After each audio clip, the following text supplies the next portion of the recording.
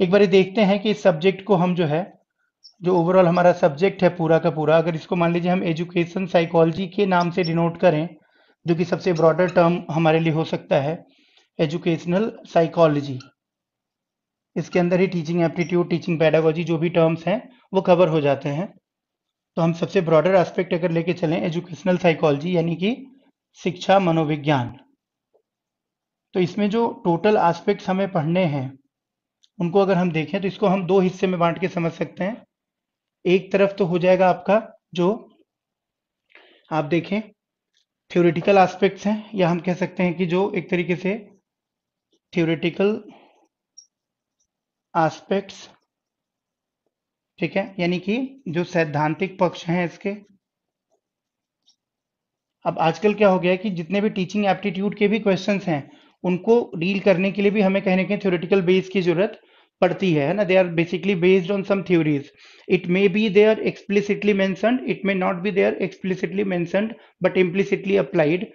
But the questions will be based either on Thorndike's theory, either on, can say, ideas of constructivism, that is Piaget and Vygotsky's theory. तो या तो वो पियाजे के विचारों पे आधारित होगा या वाइगोस्की के विचारों पे आधारित होगा प्रश्न, या तो वो कोहलबर्ग के सिद्धांत पे आधारित होगा, या कंडीशनिंग थ्योरीज जो हैं थॉर्नडाइक के, पावलोव के, स्किनर के विचारों पे आधारित होगा।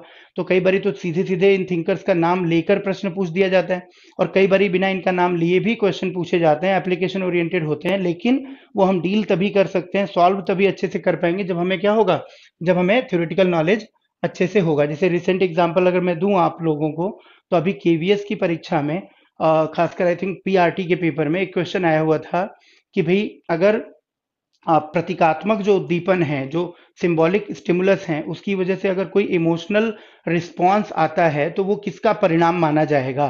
अब उसमें क्या हुआ, अलग अलग ऑप्शंस थे, एक लर्निंग का ऑप्शन भी था, एक मोटिवेशन भी ऑप्शन था, एक उसमें जो है परसेप्चुअल एबिलिटी या समथिंग लाइक दैट ऐसा एक ऑप्शन था, ठीक है ना, इंक्रीज्ड इंक्रीज्ड परसेप्शन से ऐसे ही कुछ था। तो अब उसमें ज्यादातर लोगों ने इंक्रीज्ड परसेप्शन किया, लेकिन सही आंसर क्या था, लर्निंग। अब ये क्यों गड़बड़ हुआ, क्योंकि ये जो क्वेश्चन था पूरा का पूरा बेस्ड किस पे था, classical conditioning theory given by Ivan Pavlov. जो इवान पावलोव की शास्त्रीय अनुबंधन विचारधारा है, शास्त्रीय अनुबंधन सिद्धांत है अधिगम का, उस पर आधारित प्रश्न था ये। इसीलिए सीधा सीधा इसमें उत्तर क्या होना चाहिए था, लर्निंग। लेकिन ये समझ नहीं आया क्योंकि उन्होंने इसको घुमा के थोड़ा सा क्या पूछ दिया, कंडीशनड स्टिमुलस ना बोल के, अनुबंधित उद्दीपन ना बोल के उन्होंने सिंबॉलिक स्टिमुलस या प्रतीकात्मक उद्दीपन बोल दिया, और हमारा ध्यान वहां से हटके चला गया नॉर्मल क्वेश्चन की तरफ, जबकि ये थ्योरेटिकल क्वेश्चन था और सबको आता था, सारे बच्चों को पता है कि भी क्लासिकल कंडीशनिंग थ्योरी क्या है, ठीक है ना। लेकिन फिर भी गलत हो गया मोस्ट ऑफ द स्टूडेंट्स का। तो थोड़ा सा हमें क्लैरिटी रखनी पड़ेगी सैद्धांतिक पक्ष पे। अब जब सैद्धांतिक पक्ष की आप बात करोगे, देखो तो जो मेजर टॉपिक्स हैं, पहले मैं उसको यहाँ पे मेंशन कर देता हूँ, फिर जब हम पढ़ेंगे तो we will obviously go in detail. हम जब इसको एक एक करके पढ़ेंगे तो we will go in detail. तो सबसे पहले देखो हम यहाँ पे जब पढ़ेंगे तो हम क्या करेंगे, हम डेवलपमेंट क्या है इसके प्रिंसिपल्स की बात करेंगे, डेवलपमेंट के बारे में पढ़ेंगे, ठीक है ना, यानी विकास के बारे में पढ़ेंगे। विकास के बारे में पढ़ने का मतलब क्या हो गया, डेवलपमेंट को जो हम पढ़ेंगे तो डिटेल में पढ़ेंगे कि डेवलपमेंट क्या है, चाइल्ड डेवलपमेंट क्या है, डेवलपमेंट के अलग अलग एस्पेक्ट्स क्या हैं, डेवलपमेंट के अंदर अलग अलग एस्पेक्ट्स क्या हैं, डेवलपमेंट के प्रिंसिपल्स क्या हैं, डेवलपमेंट और ग्रोथ में क्या कंपैरिजन है, डेवलपमेंट के जो डायमेंशंस हैं, यानी कि सॉरी डायमेंशंस तो हमने बात कर ही लिया, एस्पेक्ट्स, डेवलपमेंट की जो स्टेजेस हैं उन स्टेजेस के ऊपर भी डिफरेंट क्वेश्चंस होते हैं। तो विकास जब आप पढ़ोगे तो देखो इसमें अलग अलग लेवल पे आप इसको पढ़ोगे। एक तो पढ़ोगे आप इसको मीनिंग के फॉर्म में, यानी कि अर्थ इसका क्या है, एक मैं एलोबरेट करके आपको बताता हूँ कि हमें पढ़ना क्या है, कैसे पढ़ना है। बाकी टॉपिक्स में आपको मेन मेन मेंशन करूंगा, आगे चल के जब हम पढ़ेंगे एक एक को पकड़ के तो हम डिटेल में पढ़ते चलेंगे। तो देखो मीनिंग जैसे डेवलपमेंट की हमें पढ़नी होगी, फिर इसके साथ साथ इसकी कैरेक्टरिस्टिक्स हमें पढ़नी होंगी, इस पे भी बेस्ड क्वेश्चंस कंसेप्चुअल रहते हैं, कैरेक्टरिस्टिक्स के ऊपर भी क्वेश्चंस रहते हैं कंसेप्चुअल लेवल पे, ठीक है, कैरेक्टरिस्टिक्स हमको पढ़नी होंगी। इसके अलावा यानी विशेषताएं, कैरेक्टरिस्टिक्स का मतलब क्या हो गया, विशेषताएं। इसके पीछे अगर हम देखें और, तो हम इसमें डेवलपमेंट के जितने भी डायमेंशंस हैं या एस्पेक्ट्स हैं उसकी बात करेंगे, डायमेंशंस ऑफ डेवलपमेंट, यानी कि विकास के जो अलग अलग पक्ष या आयाम हैं उनकी बात करेंगे। इसके साथ साथ हम डेवलपमेंट और ग्रोथ, यानी कि डेवलपमेंट वर्सेस ग्रोथ का कंसेप्ट भी पढ़ेंगे, यानी बनाम वृद्धि, विकास बनाम वृद्धि की संकल्पना पढ़ेंगे। इसके अलावा अगर हम बात करें तो हम इसके अंदर स्टेजेज ऑफ डेवलपमेंट पढ़ेंगे, स्टेजेज ऑफ डेवलपमेंट पढ़ेंगे यानी अवस्थाएं पढ़ेंगे विकास की, जो सामान्य तरीके से वर्गीकृत अवस्थाएं हैं। बाकी जीन पियाजे वगैरह के विचार में जो अलग से उन्होंने बनाया वो तो पढ़ेंगे ही।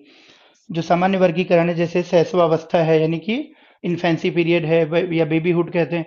फिर चाइल्डहुड है, चाइल्डहुड को भी हम दो भागों में बांटते हैं, अर्ली चाइल्डहुड और लेटर चाइल्डहुड यानी कि पूर्व बाल्यावस्था और उत्तर बाल्यावस्था। फिर किशोरावस्था है, फिर वयस्क अवस्था है, ठीक है ना, एडल्टहुड है। तो उनके फीचर्स क्या हैं, उनके बारे में क्या महत्वपूर्ण बातें हैं जहाँ से क्वेश्चंस निकल के आएंगे, जैसे प्ले एज किसको कहते हैं, जैसे गैंग एज किसको कहते हैं, stage of storm and tensions किसको कहते हैं कि तूफान और तनाव की अवस्था कौन सी। इस तरीके के तमाम सारे प्रश्न आते हैं। मानसिक विकास सबसे ज्यादा किस अवस्था में होते हैं, शारीरिक विकास में परिवर्तन या शारीरिक परिवर्तन सबसे ज्यादा किस अवस्था में होते हैं, उसकी गति सबसे तीव्र कब होती है। ऐसे तमाम सारे क्वेश्चंस आपके स्टेजेस से निकल के आएंगे। और एक जो टॉपिक हमको इसमें देखना होगा वो क्या होगा, देखो, प्रिंसिपल्स ऑफ डेवलपमेंट यानी कि विकास के सिद्धांत, विकास के सिद्धांत। और एक इसी में क्वेश्चन हमको पढ़ना होगा, एक एस्पेक्ट आएगा इसका, देखो वो क्या आएगा, डेवलपमेंट पे जो इम्पैक्ट हम पढ़ेंगे तो हेरिडिटी एंड एनवायरमेंट, यानी impact of heredity and environment on development, यानी कि अनुवांशिक तथा वातावरण, अनुवांशिकी तथा वातावरण, जनांकिकी भी कहते हैं, अनुवांशिकी भी कह सकते हैं, इंग्लिश में भी इसको हम हेरिडिटी भी कहते हैं और हम इसको जेनेटिक्स भी कह सकते हैं, ठीक है ना।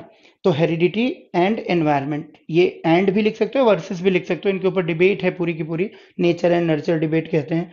तो heredity shows nature and environment shows nurture.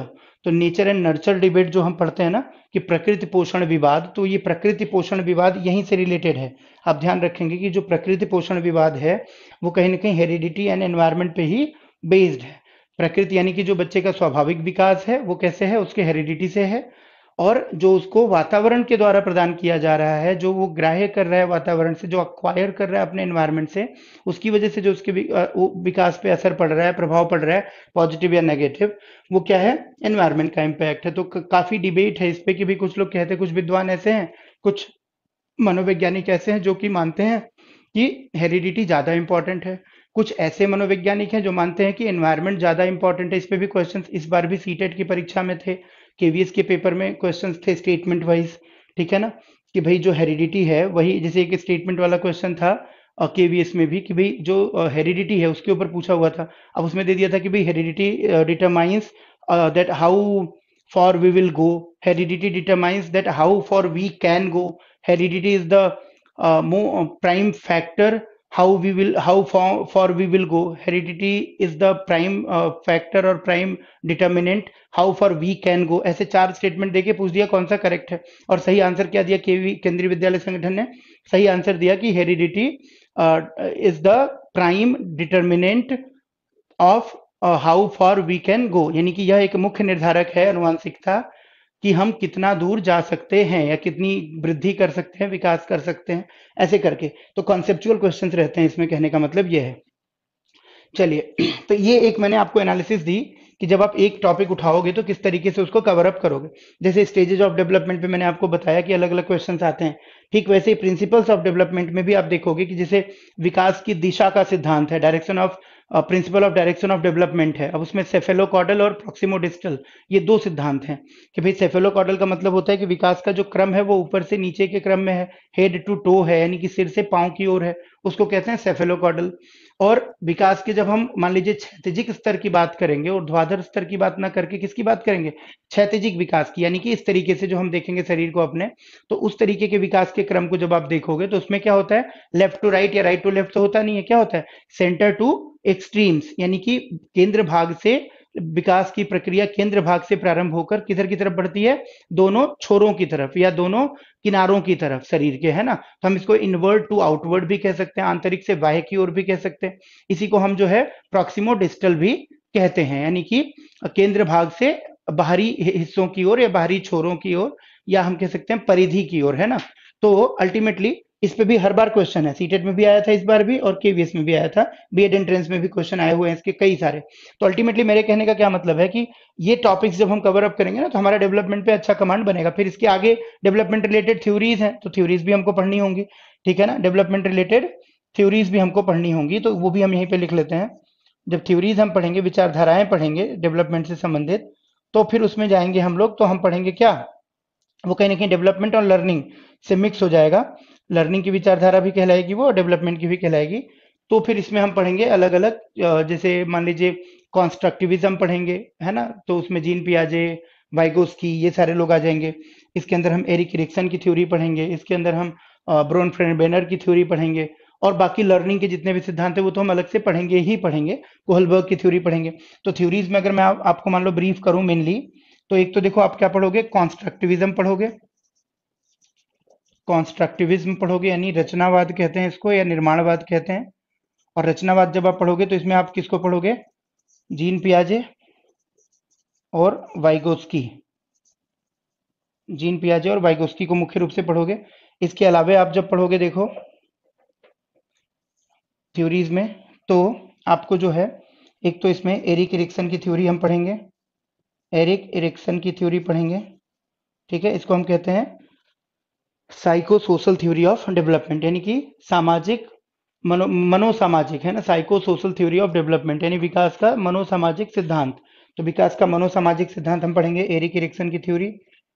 Gene पियाजे को पढ़ोगे आप, वाइगोस्की को पढ़ोगे आप। इसके अलावा आप इसमें जो ब्रोन फ्रेन बेनर हैं, ब्रोन फेन बेनर थ्योरी है, ये पढ़ोगे, ठीक है। इसको कहते हैं इकोलॉजिकल थ्योरी ऑफ डेवलपमेंट, यानी कि पारिस्थितिकी सिद्धांत विकास का। और एक ये बेसिकली सोशल डेवलपमेंट से रिलेटेड हो जाता है। और एक आप पढ़ोगे इसके अंदर मुख्य रूप से कोहलबर्ग की जो नैतिक विकास का सिद्धांत है, तो कोहलबर्ग का नैतिक विकास का सिद्धांत भी पढ़ोगे, Kohlberg theory of moral development. तो बेसिकली देखो, जीन पियाजे, Vygotsky, Erik Erikson, Bronfenbrenner, Kohlberg, ये मुख्य मुख्य सिद्धांत हैं जो कि हमको पढ़ने होंगे किसमें, डेवलपमेंट में। ये दोनों जो है वो कॉन्स्ट्रक्टिविज्म के अंदर आते हैं, ठीक है। और इसके अलावा लर्निंग की थ्योरीज पे आएंगे तो उसमें हम अलग से पढ़ेंगे। ये समझ आया आपको? तो एक टॉपिक ये मैंने आपको बताया ब्रीफ में अभी कि हमको पढ़ना है, और थोड़ा सा एक आइडिया ले रहे हैं। तो आज की क्लास जो होगी हमारी ओरिएंटेशन क्लास होगी, ताकि आपको एक पूरे के पूरे सब्जेक्ट का आइडिया लग जाए कि भाई up to what level I need to study, ठीक है। Up to what level I need to study, I need to cover the topics, right, ठीक है। अब चलिए इसके बाद, अब जैसे मैंने अब यहाँ पे जो आपको बताया ना कि प्रिंसिपल्स, तो इसमें एक तो सेफेलोकॉर्डल और प्रॉक्सिमोडिस्टल जो डायरेक्शन ऑफ डेवलपमेंट है उसके बारे में बताया। उसके अलावा जैसे development is a continuous process, इस पे क्वेश्चंस आते हैं, बिकॉज जीन पियाजे का मत क्या है कि डेवलपमेंट इज स्टेज वाइज, है ना, वो डिसकॉन्टिन्यूअस प्रोसेस के रूप में ट्रीट करते हैं विकास को, एक अनिरंतर प्रक्रिया मानते हैं। बाकी जबकि जो सामान्य अवधारणा है, जो सामान्य संप्रत्यय है, जो जनरल कॉन्सेप्शन है, वो क्या है कि डेवलपमेंट जो है वो कॉन्टिन्यूअस प्रोसेस है, लगातार चलने वाली, निरंतर चलने वाली, सतत चलने वाली प्रक्रिया है। फिर हम कहते हैं डेवलपमेंट इज प्रेडिक्टेबल। डेवलपमेंट क्या है, पूर्वानुमानीय है, यानी इसका पूर्वानुमान लगाया जा सकता है, इसका एक निश्चित क्रम होता है। हम कहते हैं development is a gradual process, यानी कि विकास एक क्रमिक प्रक्रिया है, अचानक से विकास की प्रक्रिया घटित नहीं होती, बल्कि क्रमशः धीरे धीरे होती है, क्रमिक रूप से होती है। इसी तरीके से हम कहते हैं कि development also considers individual differences, यानी कि हम ये जरूर कहते हैं कि इसका पूर्वानुमान लगा सकते हैं, हम ये जरूर कहते हैं कि यह क्रमिक रूप से होती है, हम ये जरूर कहते हैं कि यह एक तरीके से ऑर्डर में है, एक क्रमबद्ध प्रक्रिया है, सिंक्रोनाइज्ड प्रोसेस है। लेकिन हम ये भी कहते हैं कि इंडिविजुअल डिफरेंसेस को ये कंसीडर करता है, यानी कि हर बच्चा एक उम्र का एक बराबर विकसित होगा ऐसा जरूरी नहीं है। कोई जल्दी विकसित हो सकता है, कोई धीरे विकसित हो सकता है, किसी में कोई क्षमता ज्यादा आ सकती है, किसी में कोई क्षमता कम हो सकती है, क्योंकि हर एक बच्चा अपने आप में क्या है, डिफरेंट है, यूनिक है, अलग है, विशिष्ट है ना। इसलिए उसकी सीखने की गति अलग हो सकती है, उसकी सीखने के आयाम अलग हो सकते हैं, तौर तरीके अलग हो सकते हैं, उसके शारीरिक विकास की गति कम या ज्यादा हो सकती है एक दूसरे से। तो अल्टीमेटली ये सारी चीजें हम प्रिंसिपल्स में पढ़ते हैं। चलिए, डेवलपमेंट एक मैंने आपको टॉपिक डिस्कस किया, इसमें हम लोग अभी डिटेल में बात भी करने वाले हैं। बाकी इसके साथ जब हम पढ़ेंगे तो इसी में हम मैच्योरिटी क्या है ना, मैच्योरिटी और डेवलपमेंट को भी समझेंगे, लर्निंग को भी समझेंगे। तो उसको मैं अलग से टॉपिक लेता हूँ, अभी उसमें पढ़ते हैं। एक टॉपिक हो गया ये आपका मेनली।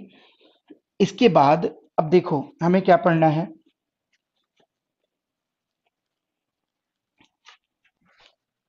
इसके बाद बेसिकली सैद्धांतिक पक्ष में अगर हम देखें डेवलपमेंट के बाद, तो एक जो सबसे बड़ा आपका टॉपिक होता है वो क्या होता है, देखो लर्निंग। डेवलपमेंट के बाद क्या होता है, लर्निंग यानी अधिगम। अधिगम यानी सीखना, ठीक। अधिगम यानी सीखना। अब जब लर्निंग आप पढ़ोगे या अधिगम आप पढ़ोगे, तो अधिगम में बेसिकली देखो क्या पढ़ोगे आप। यहाँ पे भी शुरुआत हम वहीं से लेके चल सकते हैं। मान लो इसको मैं थोड़ा इधर लिख लेता हूँ ताकि जगह ज्यादा रहे हमारे पास। अब इसमें भी अगर हम शुरू करें तो हम देखेंगे, एक तो मीनिंग से स्टार्ट करेंगे कि भाई अधिगम है क्या, क्योंकि सबसे बड़ी जरूरी बात तो यही है कि हमको इसका अंडरस्टैंडिंग हो, कॉम्प्रिहेंड करें हम लोग असली मीनिंग क्या है। क्योंकि जैसे मान लीजिए, अगर मैं आपसे पूछूं कि किसी व्यक्ति के व्यवहार में लगातार बीमारी की वजह से परिवर्तन हो जाए, तो क्या उसको हम उस परिवर्तन को अधिगम मानेंगे, क्या उसको हम लर्निंग कहेंगे? If a person has changed his behaviour due to a long duration illness, ठीक है, so if that can we say that that change in the person's behaviour will be due to occurrence of learning? क्या हम ऐसा कह सकते हैं कि व्यक्ति के अंदर किसी लगातार हुई बीमारी के कारण जो परिवर्तन आ गए व्यवहार में, जो उसके व्यवहार में बदलाव आ गया, क्या वो बदलाव व्यवहार में अधिगम का परिणाम माना जाएगा, अधिगम के उत्पन्न होने के कारण माना जाएगा? क्या उत्तर है आपका? थोड़ा सा आप लोग रिप्लाई करें, थोड़ा सा इंटरेक्टिव बनाएं सेशन को। जो भी बच्चे ऑनलाइन अभी हैं, जो बच्चे क्लासेस अटेंड कर रहे हैं डिजिटली, वो एक बारी आंसर करें इस प्रश्न का मेरे, फिर हम आगे मूव करते हैं। थोड़ा सा लगे इंटरेक्टिव सेशन हो रहा है, कमेंट करके आप बताएं। I can see each and every on screen. What do you think? If suppose a person is there who is ill since a long period of time, अगर कोई व्यक्ति है जो कि लंबे समय से बीमार चल रहा है और उसकी वजह से उसके व्यवहार में, उसकी आदतों में, उसके एक तरीके से वे ऑफ टॉकिंग में चेंज हो गया, तो क्या उस चेंज को हम लर्निंग मानेंगे, अधिगम मानेंगे या नहीं मानेंगे? ठीक है, बिल्कुल नहीं मानेंगे। आपके आंसर्स आ रहे हैं मोस्टली बच्चों के, क्या नहीं मानेंगे? ठीक है, नहीं मानेंगे। तो क्यों नहीं मानेंगे? क्योंकि that change is not due to experience neither due to practice. तो लर्निंग बेसिकली देखो, जब हम समझेंगे ना तो हम ध्यान रखेंगे, लर्निंग हम किसको कहते हैं? लर्निंग कहते हैं ऐसे परिवर्तनों को, ऐसे चेंजेस को जो या तो एक्सपीरियंस की वजह से, अनुभव की वजह से हो, और या तो वो किसकी वजह से हो, या तो वो हो हमारे एक तरीके से अभ्यास की वजह से, प्रैक्टिस की वजह से, एक्सरसाइज की वजह से, यानी डेलिबरेट एफर्ट्स होने चाहिए। ठीक है, रोहित नहीं मानेंगे, उसको अधिगम नहीं माना जाएगा, शीतल अधिगम नहीं माना जाएगा। Learning is what? अगर हम बीमार हो गए तो क्या वो पर्पजफुली बीमार हुए हम लोग सीखने के लिए? क्या बीमार होना हमारी हमारी इच्छा अनुरूप है? क्या बीमार होने में हमने मेहनत की है कि हम बीमार हों? क्या हमने व्यवहार में परिवर्तन लाने के लिए बीमार हुए हैं हम लोग? क्या ऐसा है क्या? ऐसा नहीं है ना। तो इसका मतलब क्या हुआ कि अधिगम नहीं है वो। क्यों? क्योंकि अधिगम एक जो है उद्देश्यपूर्ण प्रक्रिया है। पहली चीज आप क्या समझेंगे? अधिगम क्या है? एक उद्देश्यपूर्ण प्रक्रिया है। क्या किसी को लगता है कि अधिगम या learning is not a purposive process?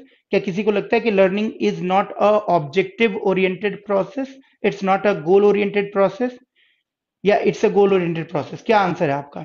यह गोल ओरिएंटेड है या नहीं है लर्निंग? अगर आप यहाँ पे सीख रहे हो तो विदाउट एन ऑब्जेक्टिव सीख रहे हो, या आपका एक ऑब्जेक्टिव है, एक उद्देश्य है सीखने का? बिना उद्देश्य क्या सीखना हो सकता है? बिना उद्देश्य के नहीं हो सकता ना। तो इसका मतलब क्या हुआ कि बीमार होके अगर कोई परिवर्तन आया तो वो लर्निंग नहीं है, क्योंकि वो उद्देश्यपूर्ण प्रक्रिया तो रही नहीं, है ना। वो वहां पे कोई डेलिबरेट एफर्ट तो हमारा हुआ नहीं, वहां पे कोई एक्सरसाइज या प्रैक्टिस तो हमने व्यवहार में परिवर्तन लाने के लिए करी नहीं है। ठीक है ना। तो एक चीज ध्यान रखना है कि वो जो परिवर्तन है व्यवहार में, वो ड्यू टू इलनेस है, ड्यू टू बायोलॉजिकल चेंजेज है, तो उसको हम लर्निंग नहीं मानेंगे। ठीक। लेकिन हाँ, अगर उस बीमारी में मान लो अगर मैं कहूं आपको कि कुछ इमोशनल एक्सपीरियंस आपको हो गया कि भाई जो आपके सो कॉल्ड अपने थे, जो दोस्त थे, जो मित्र थे, जो यार थे, जो संगी साथी थे, ठीक है ना, अगर वो मान लो आपसे मिलने नहीं आए या उन्होंने आपसे किनारा काट लिया, तो ये जरूर आपको एक्सपीरियंस दे जाएगा, ये बात जरूर आपको एक एक्सपीरियंस दे जाएगी कि भाई आगे आने वाले समय में ऐसे लोगों से थोड़ा सा बच के रहना है, सावधान रहना है। ऐसे लोगों के लिए बहुत ज्यादा अपनी तरफ से आगे बढ़कर काम करने की जरूरत नहीं है, because they are not the real people, है ना, they are not the real own people. वो अपने वास्तविक रूप में अपने लोग नहीं है, क्योंकि जो दुख की घड़ी में आपके साथ नहीं है वो अपना नहीं है। तो इस तरीके का अनुभव अगर आपको मिला, उस अनुभव की वजह से आपके व्यवहार में परिवर्तन आया, तो निश्चित रूप से उसको लर्निंग माना जाएगा, इमोशनल लर्निंग हो जाएगी आपकी। क्लियर हुआ? तो एक तो देखो सबसे जरूरी हो जाता है हमको इसका सही मायने में अर्थ समझना। अगर हमको किसी भी कॉन्सेप्ट का सही मायने में अर्थ समझ आ जाएगा ना, तो उससे संबंधित बहुत सारे प्रश्न हम लोग आसानी से डील करने लग जाएंगे, कॉन्सेप्ट ओरिएंटेड जो आएंगे। तो मीनिंग क्या है इसकी? फिर यहाँ पे भी यही बात आ जाएगी, कैरेक्टरिस्टिक्स क्या है, जैसे इसमें भी हम बात करेंगे कैरेक्टरिस्टिक्स में। यहाँ पे भी हम बात करेंगे कि भाई जो अधिगम है, उस अधिगम के अंदर क्या चारित्रिक विशेषताएं हैं, क्या उसकी कैरेक्टर की फीचर्स हैं। तो कैरेक्टरिस्टिक्स में अगर हम जाएंगे तो यहाँ पे भी हम बात करेंगे कि इसकी फीचर्स क्या हैं। क्लियर हुआ? और जब इसके फीचर्स की हम बात करेंगे तो निश्चित रूप से यहाँ पे भी हमको यही देखना होगा कि learning is also a continuous process, learning is always change oriented. Learning में हमेशा क्या होगा? विकास की तरफ उन्मुखन रहेगा। बिना विकास के बिना परिवर्तन के, sorry, learning is always change oriented, यानी कि बिना परिवर्तन के अधिगम की कल्पना नहीं की जा सकती है। तो अधिगम हमेशा क्या होगा? परिवर्तन उन्मुख होगा। अधिगम जो होगा वो लाइफ लॉन्ग होगा, लगातार पूरे जीवन पर्यंत चलेगा। इस तरीके से हम कह सकते हैं अधिगम जो होगा वो बहुआयामी होगा, मल्टी डायमेंशनल होगा। ठीक है ना? तो अल्टीमेटली वो लर्निंग होगा डेफिनेटली। रोहित, यही मैंने आपको एक्सप्लेन किया है ना। तो देखो कैरेक्टरिस्टिक्स पढ़ेंगे हम लोग इसकी। इसके बाद देखो लर्निंग की तुलना हम थोड़ी सी किससे करेंगे? मैच्योरिटी से करेंगे, वर्सेस मैच्योरिटी। तो इसमें हमारा मैच्योरिटी का कॉन्सेप्ट भी क्लियर हो जाएगा। ठीक है, यानी कि बनाम परिपक्वन, अधिगम बनाम परिपक्वन। जैसे हम कहते हैं कि भाई बायोलॉजिकल जो मैच्योरिटी है, जो बायोलॉजिकल मैच्योरिटी है, मैच्योरेशन है या मैच्योरिटी है, परिपक्वन या परिपक्वता है, वो शारीरिक विकास या शारीरिक वृद्धि के लिए उत्तरदायी है, जिम्मेदार है। जबकि जो अधिगम है वो हमारे व्यवहारात्मक पहलुओं में बदलाव लाने के लिए जिम्मेदार है, यानी कि हमारे बिहेवियरल चेंजेस में जिम्मेदार है। ठीक है। लर्निंग रिवर्स होता है क्या? रिवर्स होता है का मतलब अपोजिट लर्निंग ना। आप एक तरीके से क्या कहना चाह रहे हो? रिवर्स होता है मतलब क्या? गलत चीज सीखना, यही कहना चाह रहे हो आप? नेगेटिव लर्निंग कहना चाह रहे हो? Learning is change oriented, the change में भी पॉजिटिव और नेगेटिव बोथ। ठीक है, in the same way like development, है ना। But as a teacher, as a teaching learning process, we always train to create new and positive changes amongst the learners. ठीक है, लेकिन जो सेल्फ लर्निंग है उसमें बंदा गलत भी सीख सकता है और सही भी सीख सकता है। बट एजुकेशनल प्रोसेस के थ्रू जो लर्निंग हम इंश्योर करने की कोशिश करेंगे, उसमें हमेशा हमारा ऑब्जेक्टिव क्या होगा? पॉजिटिव चेंजेस को इंश्योर करने का होगा, इंस्टिल करने का होगा, ये ध्यान रखना है। तो वर्सेस मेच्योरिटी भी हम कंसेप्ट क्लियर करेंगे। इसके आगे देखते हैं। तो types of learning, types of learning, इस पे देखो कुछ थ्योरीज भी हैं, जैसे ऑसुबेल की थ्योरी है। ऑसुबेल की थ्योरी के साथ साथ गैनेस की थ्योरी है, उस पे क्वेश्चन अभी आए हुए थे, जैसे यूपी टेट वगैरह में क्वेश्चंस आए हुए थे इसमें, है ना, गैनेस की थ्योरी पे, यूपी पीआरटी में आई थिंक, और केवीएस में भी था, है ना, केवीएस में भी, नहीं केवीएस में नहीं, सॉरी, यूपी वाले में ही था, है ना, रिसेंटली जो एग्जाम हुआ है।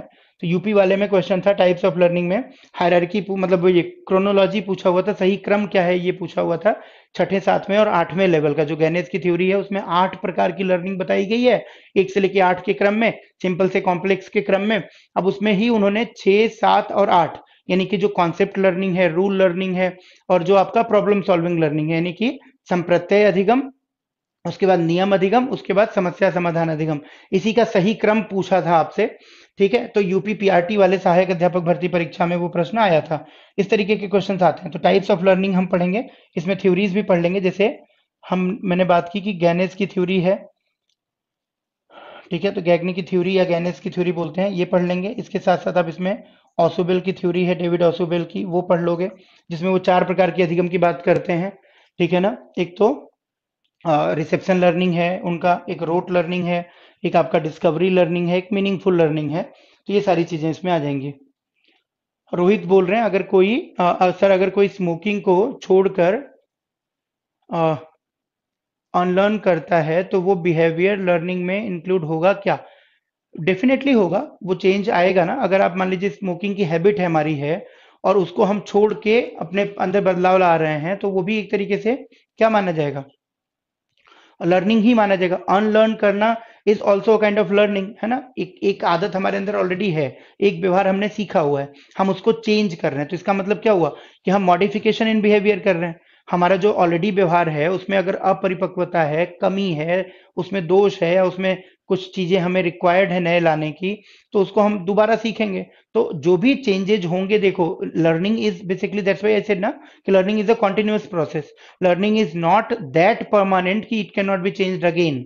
Learning can be changed again, है ना, ये ध्यान रखना है। That's why we define learning as the we define learning as what, we define learning as relatively permanent change, है ना, कि एक तरीके से सापेक्षिक रूप से स्थायी परिवर्तनों को ही हम अधिगम कहते हैं।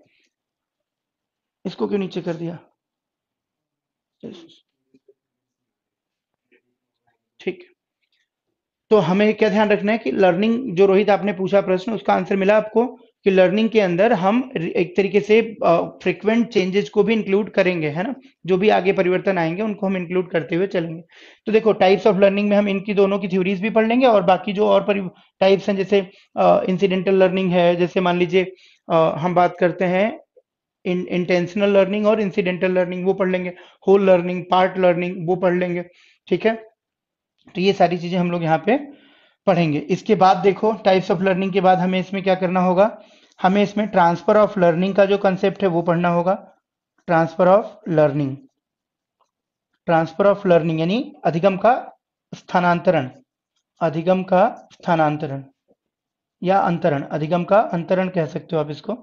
तो ट्रांसफर ऑफ लर्निंग जब हम पढ़ेंगे ना, तो इसमें हम दो एस्पेक्ट पढ़ेंगे। एक तो इसके टाइप्स पढ़ेंगे, यानी कि प्रकार, अधिगम जो होगा, अधिगम का अंतरण, उसके प्रकार। तो इसमें आप पढ़ोगे positive transfer of learning, negative transfer of learning, ठीक, और जीरो ट्रांसफर ऑफ लर्निंग, यानी कि सकारात्मक या धनात्मक अंतरण अधिगम का, नकारात्मक अंतरण अधिगम का, और जीरो यानी कि शून्य अंतरण अधिगम का, तीन प्रकार। फिर जब आप पॉजिटिव ट्रांसफर ऑफ लर्निंग पढ़ोगे, यानी कि धनात्मक अंतरण पढ़ोगे, तो उसके अंदर फिर हम पढ़ेंगे क्या, उसके अंदर फिर हम पढ़ेंगे, जैसे मान लीजिए वर्टिकल ट्रांसफर ऑफ लर्निंग है, ठीक है, यानी ऊर्ध्वाधर अधिगम अंतरण है, अधिगम का ऊर्ध्वाधर अंतरण कह सकते हो आप उसको। हॉरिजॉन्टल ट्रांसफर ऑफ लर्निंग है, अधिगम का क्षैतिजिक अंतरण कह सकते हो आप उसको। अधिगम का एक जैसे बाई लेटरल या क्रॉस ट्रांसफर ऑफ लर्निंग कहलाता है, द्विपार्श्वीय या क्रॉस तरीके से ट्रांसफर ऑफ लर्निंग, तो उसको हम कहते हैं क्या, वो बेसिकली साइकोमोटर से रिलेटेड होता है, हमारा जो मोटर स्किल्स होते हैं हमारे, उससे संबंधित, यानी शारीरिक जो गतिविधियां हैं, काम करने की हमारे अंदर कौशल हैं, उनसे संबंधित होता है डिवीजन। तो वो भी हम पढ़ेंगे इसके अंदर। ठीक है, तो जब हम टाइप्स पढ़ेंगे, तो टाइप्स में सबसे पहले हम पढ़ेंगे positive, negative and zero. Positive में जब हम पढ़ेंगे, यानी कि जब हमें सपोर्ट करेगी हमारी प्रीवियस लर्निंग नई सिचुएशन में, उसके भी हम डिविजन्स पढ़ेंगे। अगर वो हमें डिफरेंट कॉम्प्लेक्स टास्क में मदद कर रही है, तो that will be a kind of vertical transfer. अगर वो हमें सेम लेवल के टास्क में मदद कर रही है प्रीवियस लर्निंग, तो that will be a kind of horizontal transfer. ठीक, अगर हमारा मान लीजिए एक पर्टिकुलर साइड ऑफ बॉडी है, जैसे लेट से राइट हैंड से हमने लिखना सीखा या खाना खाना सीखा, तो उसका कुछ एबिलिटी हमारे लेफ्ट हैंड में ऑटोमेटिकली शिफ्ट हो गया, तो that will be called as bilateral transfer of learning या क्रॉस ट्रांसफर ऑफ लर्निंग। तो वो हम पढ़ेंगे ट्रांसफर ऑफ लर्निंग में, और साथ ही साथ हम इसमें थ्योरीज भी पढ़ेंगे इससे रिलेटेड, जिसमें कि थॉर्नडाइक की थ्योरीज होंगी। ठीक है, सिद्धांत जब हम इसके अंदर पढ़ेंगे, विचारधारा पढ़ेंगे, तो विचारधारा जब हम इसकी पढ़ेंगे, तो हमें क्या ध्यान रखना होगा कि इसमें जो है थॉर्नडाइक की थ्योरी हो जाएगी, थॉर्नडाइक की थ्योरी हो जाएगी, Thorndike theory we will study, जिसका नाम क्या है, आइडेंटिकल थ्योरी ऑफ एलिमेंट्स, है ना, या थ्योरी ऑफ आइडेंटिकल एलिमेंट्स। हम कहेंगे ट्रांसफर ऑफ लर्निंग की एक थ्योरी थॉर्नडाइक की है, उसको क्या कहते हैं, थ्योरी ऑफ आइडेंटिकल एलिमेंट्स, यानी समरूप तत्वों का सिद्धांत। इसके अलावा हम फैकल्टी थ्योरी पढ़ेंगे, फैकल्टी थ्योरी, या इसी को कई बार कह दिया जाता है क्या, theory of formal discipline of education, यानी कि औपचारिक अनुशासन सिद्धांत, यानी शिक्षा का औपचारिक अनुशासन सिद्धांत। Theory of formal discipline of education, शिक्षा का औपचारिक अनुशासन सिद्धांत। और ये किससे रिलेटेड है, फैकल्टी थ्योरी ऑफ साइकोलॉजी से, यानी कि मनोविज्ञान का जो संकाय सिद्धांत है, मस्तिष्क का संकाय सिद्धांत भी कहते हैं, फैकल्टी थ्योरी ऑफ माइंड भी कहते हैं इसको। तो मस्तिष्क का संकाय सिद्धांत जो है मनोविज्ञान में, उसी को हम उसी पे बेस करके क्या पढ़ते हैं, उसी पे बेस करके हम पढ़ते हैं theory of formal discipline of education, यानी कि शिक्षा का औपचारिक अनुशासन सिद्धांत। और इसी में एक थ्योरी और आ जाती है आपकी जुड की, जिसको हम कहते हैं जनरलाइजेशन थ्योरी, तो वो भी हम पढ़ लेंगे। जुड की थ्योरी है जिसको हम क्या कहते हैं, जनरलाइजेशन थ्योरी, तो वो भी हम इसी के अंदर पढ़ लेंगे, है ना। तो बेसिकली ट्रांसफर ऑफ लर्निंग हो गया। इसके अलावा देखो लर्निंग में और क्या पढ़ना है आपको, यहाँ तक तो आपने पढ़ लिया। अब इसके बाद देखो लॉज ऑफ लर्निंग, इस पे बहुत सारे क्वेश्चन रहते हैं। लॉज ऑफ लर्निंग कोई बताएगा किसने दिया था लॉज ऑफ लर्निंग, अधिगम के नियम किसने दिए हैं जिसपे प्रश्न रहते हैं, आपने पढ़े होंगे तत्परता का नियम, अभ्यास का नियम, प्रभाव का नियम, है ना, law of readiness, law of exercise, law of effect, ये मुख्य नियम है। और जो गौण नियम है, सहायक नियम है, सेकेंडरी लॉज हैं, उसमें हम पढ़ते हैं क्या, उसमें हम पढ़ते हैं basically law of multiple response, law of mental set और attitude, and then we study also law of prepotency of elements या पार्शियल रिस्पॉन्स कहते हैं, लॉ ऑफ एनालॉजी या सिमिलैरिटी पढ़ते हैं, लॉ ऑफ एसोसिएटिव शिफ्टिंग पढ़ते हैं, यानी कि साहचर्यात्मक अंतरण का सिद्धांत कहते हैं। और उसी के अंदर हम सादृश्यता का सिद्धांत पढ़ते हैं, उसी के अंदर हम जो है आंशिक अनुक्रिया का सिद्धांत पढ़ते हैं, उसी में हम मनोवृत्ति का सिद्धांत पढ़ते हैं, उसी के अंदर हम जो है बहुल अनुक्रिया का सिद्धांत भी पढ़ते हैं। थॉर्नडाइक ने, उमेश का आंसर बिल्कुल करेक्ट आया, थॉर्नडाइक ने दिया है ना। तो लॉज ऑफ लर्निंग हम लोग पढ़ेंगे, थॉर्नडाइक के जितने भी अधिगम के नियम है, मुख्य नियम भी और सहायक नियम भी, ये भी पढ़ना पड़ेगा, यहाँ से भी क्वेश्चन आते हैं। And then after we will switch to learning curve. एक टॉपिक हम और क्या पढ़ेंगे इसमें, देखो, लर्निंग कर्व्स, इस पे भी क्वेश्चंस रहते हैं लर्निंग कर्व्स के ऊपर। जैसे अभी यूपी टेट में पूछा था, यूपी सुपर टेट में नहीं, टेट में, UP super TET in the sense जो यूपी की प्राइमरी टीचर की परीक्षा हुई थी, उसमें तो मैंने बताया आपको गैनेज की थ्योरी से क्वेश्चन था, ठीक है ना। ऊपर के 6, 7, 8वें का क्रोनोलॉजी या उसकी क्रमबद्धता पूछा था कि कौन सा किस क्रम में आएगा, तो उसमें कॉन्सेप्ट, रूल और प्रॉब्लम सॉल्विंग ऐसे आना था। संप्रत्यय अधिगम, नियम अधिगम और उसके बाद क्या, शीतल आपका भी आंसर करेक्ट है। और उसके बाद क्या आना था उसमें, समस्या समाधान। और जो यूपी टेट हुआ था परीक्षा, है ना, यूपी टेट की जो परीक्षा हुई थी दिसंबर में, उसमें अगर आप देखोगे तो उसमें क्वेश्चन क्या आया हुआ था, उसमें क्वेश्चन आया हुआ था बेसिकली लर्निंग कर्व के ऊपर, जिसमें कि प्लेट्यू पूछा हुआ था ना, कि प्लेट्यू सिचुएशन क्या है। ठीक, चलिए, तो ये हो गया आपका लर्निंग कर्व्स, यानी शिक्षण या अधिगम वक्र कहते हैं इसको, शिक्षण भी कह देते हैं इसको कई बारी, तो कंफ्यूज नहीं होना। अधिगम वक्र पूछा जाएगा तब भी, शिक्षण वक्र पूछा जाएगा तब भी, हम इसी के ऊपर काम करेंगे, इसके ऊपर बात करेंगे। इसमें 4 प्रकार के कर्व्स बनते हैं, एक पॉजिटिव कर्व बनता है, एक नेगेटिव कर्व बनता है, एक आपका लिनियर कर्व बनता है, और एक एस शेप कर्व बनता है। ठीक है, तो पॉजिटिव को हम जो है एक तरीके से यू कर्व कहते हैं, नेगेटिव को हम एक तरीके से रिवर्स या इन तरीके से अपोजिट यू कर्व कह सकते हैं। तो अल्टीमेटली उसको हम समझेंगे एक एक करके, है ना। पॉजिटिव वाले को हम क्या कहते हैं, और इंक्रीजिंग एक्सेलरेशन भी कहते हैं, डिक्रीजिंग एक्सेलरेशन कहते हैं नेगेटिव वाले को। ठीक, और जो लीनियर है वो लीनियर है, वो एक बराबर है, इक्वल रिटर्न भी कहते हैं उसको हम लोग।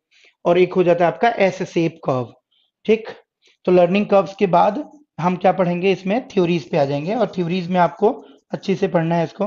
कॉन्स्ट्रक्टिविज्म वाली थ्योरीज तो आपने वहां पे पढ़ी, और इसमें कॉग्निटिव थ्योरीज आ जाएंगी। इसमें देखो, जब आप पढ़ोगे ना थ्योरीज, तो इसको 2 हिस्से में बांट के आपको पढ़ना होता है, एक तो कॉग्निटिव थ्योरीज और एक बिहेवियरिस्टिक थ्योरीज। जो मेजर क्लासिफिकेशन है लर्निंग थ्योरीज का, वो मुख्य रूप से 2 आधारों पे है, जो स्कूल ऑफ साइकोलॉजी हैं अलग अलग। एक तो कॉग्निटिव साइकोलॉजी हो गई, यानी कि संज्ञानात्मक जो मनोविज्ञान है, जिसमें संज्ञान पे, या आप कह सकते हो कि साइकोलॉजी पे, या हम कह सकते हैं कि मेंटल एक्सपीरियंसेस पे, कॉन्शियसनेस पे ज्यादा जोर दिया जाता है, इंटेलिजेंस पे ज्यादा जोर दिया जाता है अधिगम के दौरान सीखने के लिए। और बिहेवियरिस्टिक यानी हो गया व्यवहारवादी या व्यवहारात्मक। ठीक है, तो संज्ञानवादी और व्यवहारवादी, आप ऐसे लिख सकते हो इसको, संज्ञानवादी विचारधारा, और दूसरा हो जाएगा क्या, व्यवहारवादी विचारधारा, कॉग्निटिव और बिहेवियरिस्टिक। तो कॉग्निटिव में एक तरफ तो जीन पियाजे और वाइगोस्की, उसको हम पहले ही पढ़ चुके होंगे विकास की प्रक्रिया में। यहाँ पे कुछ और पढ़ेंगे, जैसे हम यहाँ पे पढ़ेंगे किसको, एक तो इनसाइड थ्योरी पढ़ेंगे कोहलर एंड कोफका की, जो गेस्टाल्ट अप्रोच है, तो गेस्टाल्ट अप्रोच भी हमको समझ आ जाएगी, कॉन्स्ट्रक्टिविज्म समझ आ जाएगा, बिहेवियरिस्टिक समझ आ जाएगा, कॉग्निटिव समझ आ जाएगा। गेस्टाल्ट में हम कर्ट लेविन को भी पढ़ेंगे। तो इसको अगर मैं लिखना चाहूँ तो मैं लिख देता हूँ यहाँ पे, जैसे देखो, इसके अंदर हम गेस्टाल्ट अप्रोच पढ़ेंगे, गेस्टाल्टिज्म या गेस्टाल्ट बेस्ड जो थ्योरीज हैं। गेस्टाल्ट का मतलब होता है होलिस्टिक, संपूर्ण। गेस्टाल्ट का मतलब क्या होता है, संपूर्णता, ठीक है, या होलिस्टिक। तो गेस्टाल्ट वाद जो है ना, संपूर्णतावाद कह सकते हो इसको, समग्रतावाद कह सकते हो, और इसको यहाँ पे ISM लगा दो तो गेस्टाल्टिज्म हो गया। इसके अंदर जो थ्योरीज आती हैं, देखो, एक तो कोहलर एंड कोफका की थ्योरीज आ जाएंगी, Kohler and Koffka, Kohler and Koffka. Gestalt का जो एक तरीके से फादर ऑफ गेस्टाल्टिज्म माने जाते हैं, वो माने जाते हैं मैक्स वर्दीमर।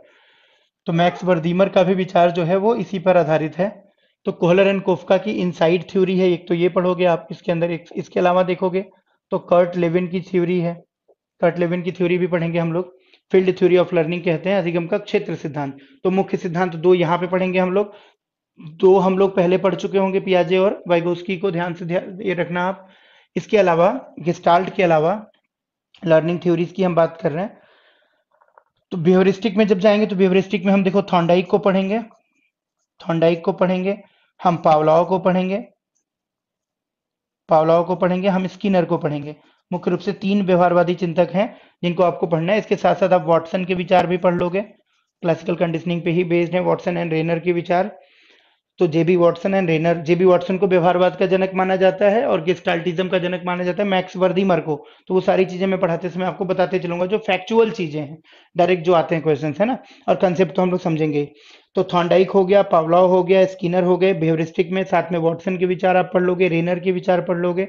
इसके साथ कॉग्निटिव के अंदर हमने एक तो वहां पे कॉन्स्ट्रक्टिविज्म जीन पियाजे और वाइगोत्स्की पढ़ रखा होगा। यहाँ पे हम क्या करेंगे, हम कोहलर एंड कोफका को पढ़ लेंगे। इसके अलावे ये हम बात कर रहे हैं किसकी, देखो मेजरली अगर देखें तो हम कॉग्निटिव जो थ्योरीज हैं, कॉग्निटिव थ्योरीज की बात कर रहे हैं, यानी संज्ञानवादी विचारधाराओं की बात कर रहे हैं। तो इसमें एक गेस्टाल्ट हमने पढ़ लिया। इसके अलावा हम इसमें ब्रूनर की थ्योरी पढ़ेंगे, ब्रूनर के विचार पढ़ेंगे, ठीक है, जेरोम ब्रूनर इनका पूरा नाम है, ब्रूनर के विचार पढ़ेंगे। इसके अलावा इसमें हम लेटेंट लर्निंग पढ़ेंगे, यानी टॉलमैन का जो विचार है, टॉलमैन के विचार पढ़ेंगे। इसके अलावा इसके अंदर हम लोग एल्बर्ट बेंडूरा के विचार पढ़ेंगे, जो सोशल लर्निंग थ्योरी कहलाती है, सोशल कॉग्निटिव लर्निंग थ्योरी कहलाती है। ये भी कहीं ना कहीं कॉग्निटिव और बिहेवियरिज्म का मिक्सचर है, पूरी तरह से कॉग्निटिव नहीं है, पूरी तरह से बिहेवियरिज्म नहीं है, बल्कि कॉग्निटिव एंड बिहेवियरल जो थ्योरीज हैं उनका क्या है, एक तरीके से मेल्टिंग पॉइंट है, एक जगह पे आके वो दोनों मिलती हैं बेंडूरा की थ्योरी में।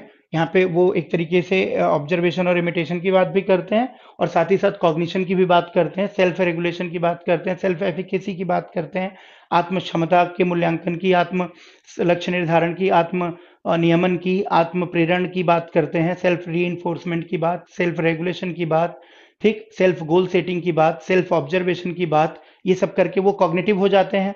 और दूसरी तरफ ऑब्जर्वेशन और इमिटेशन की बात करके वो बिहेवियरिस्टिक हो जाते हैं।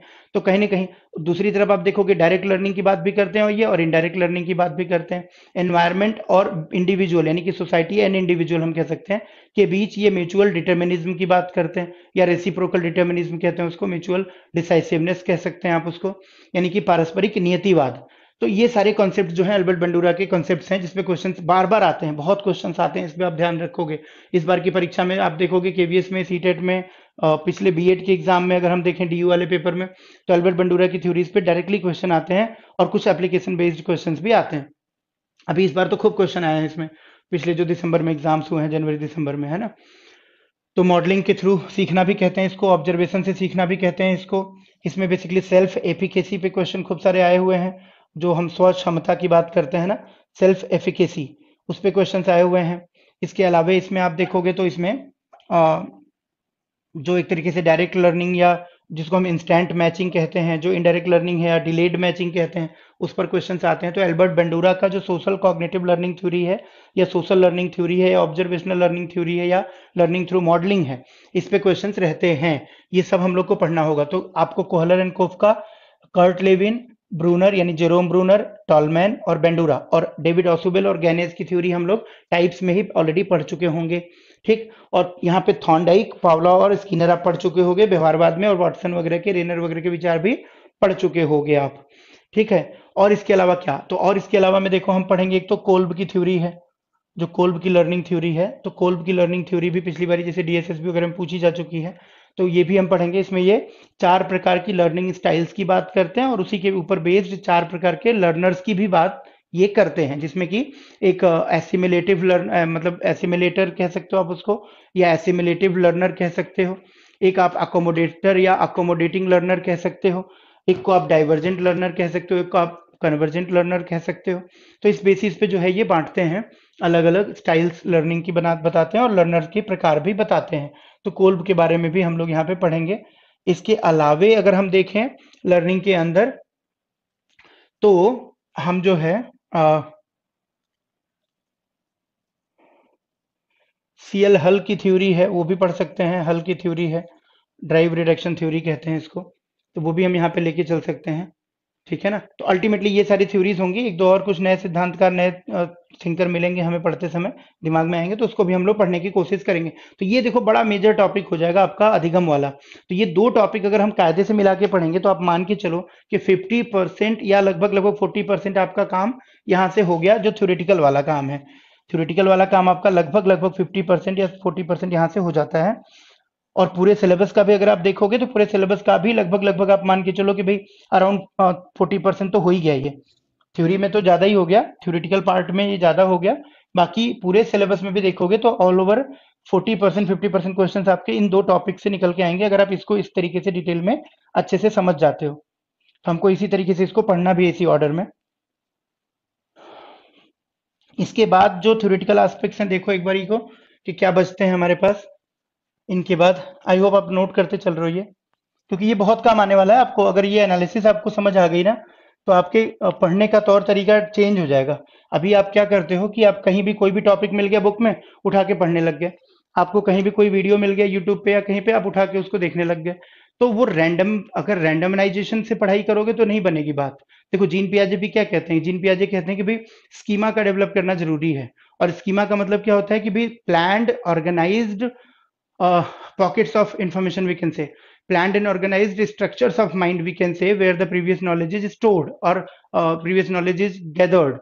यानी कि दिमाग के अंदर वो हिस्सा जिसमें कि संगठित रूप से, सिंक्रोनाइज्ड रूप से, क्रमबद्ध तरीके से और संगठित रूप से हम अपनी पूर्व जानकारी या पूर्व अनुभवों को क्या करते हैं, संग्रहित करते हैं।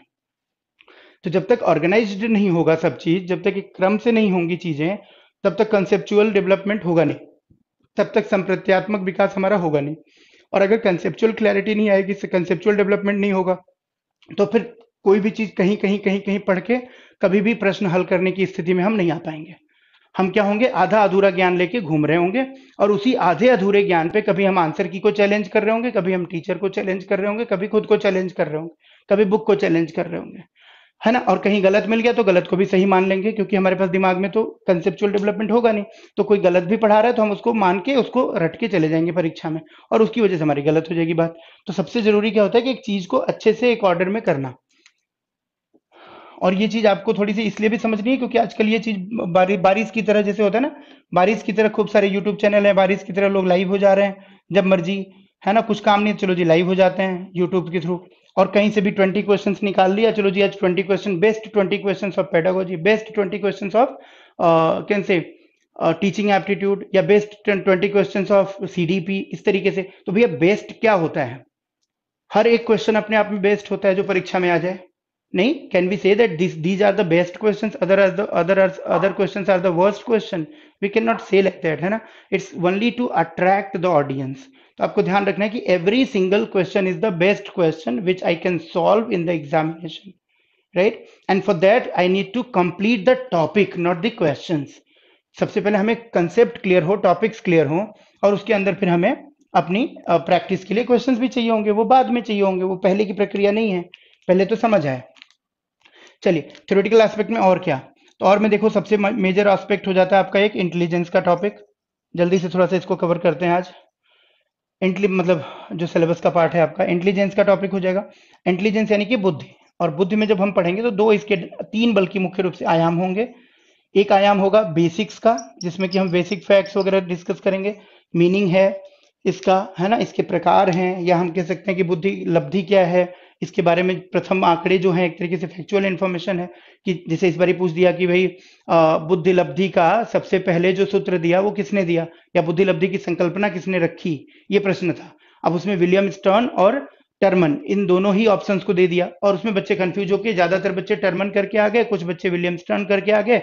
स्टर्न सही आंसर था, उनको नंबर मिल गया, है ना। तो 1912 में जर्मनी में विलियम स्टर्न ने सबसे पहले आईक्यू का जो कंसेप्ट था वो डिस्कस किया था, तो उसी पे क्वेश्चन आ गया।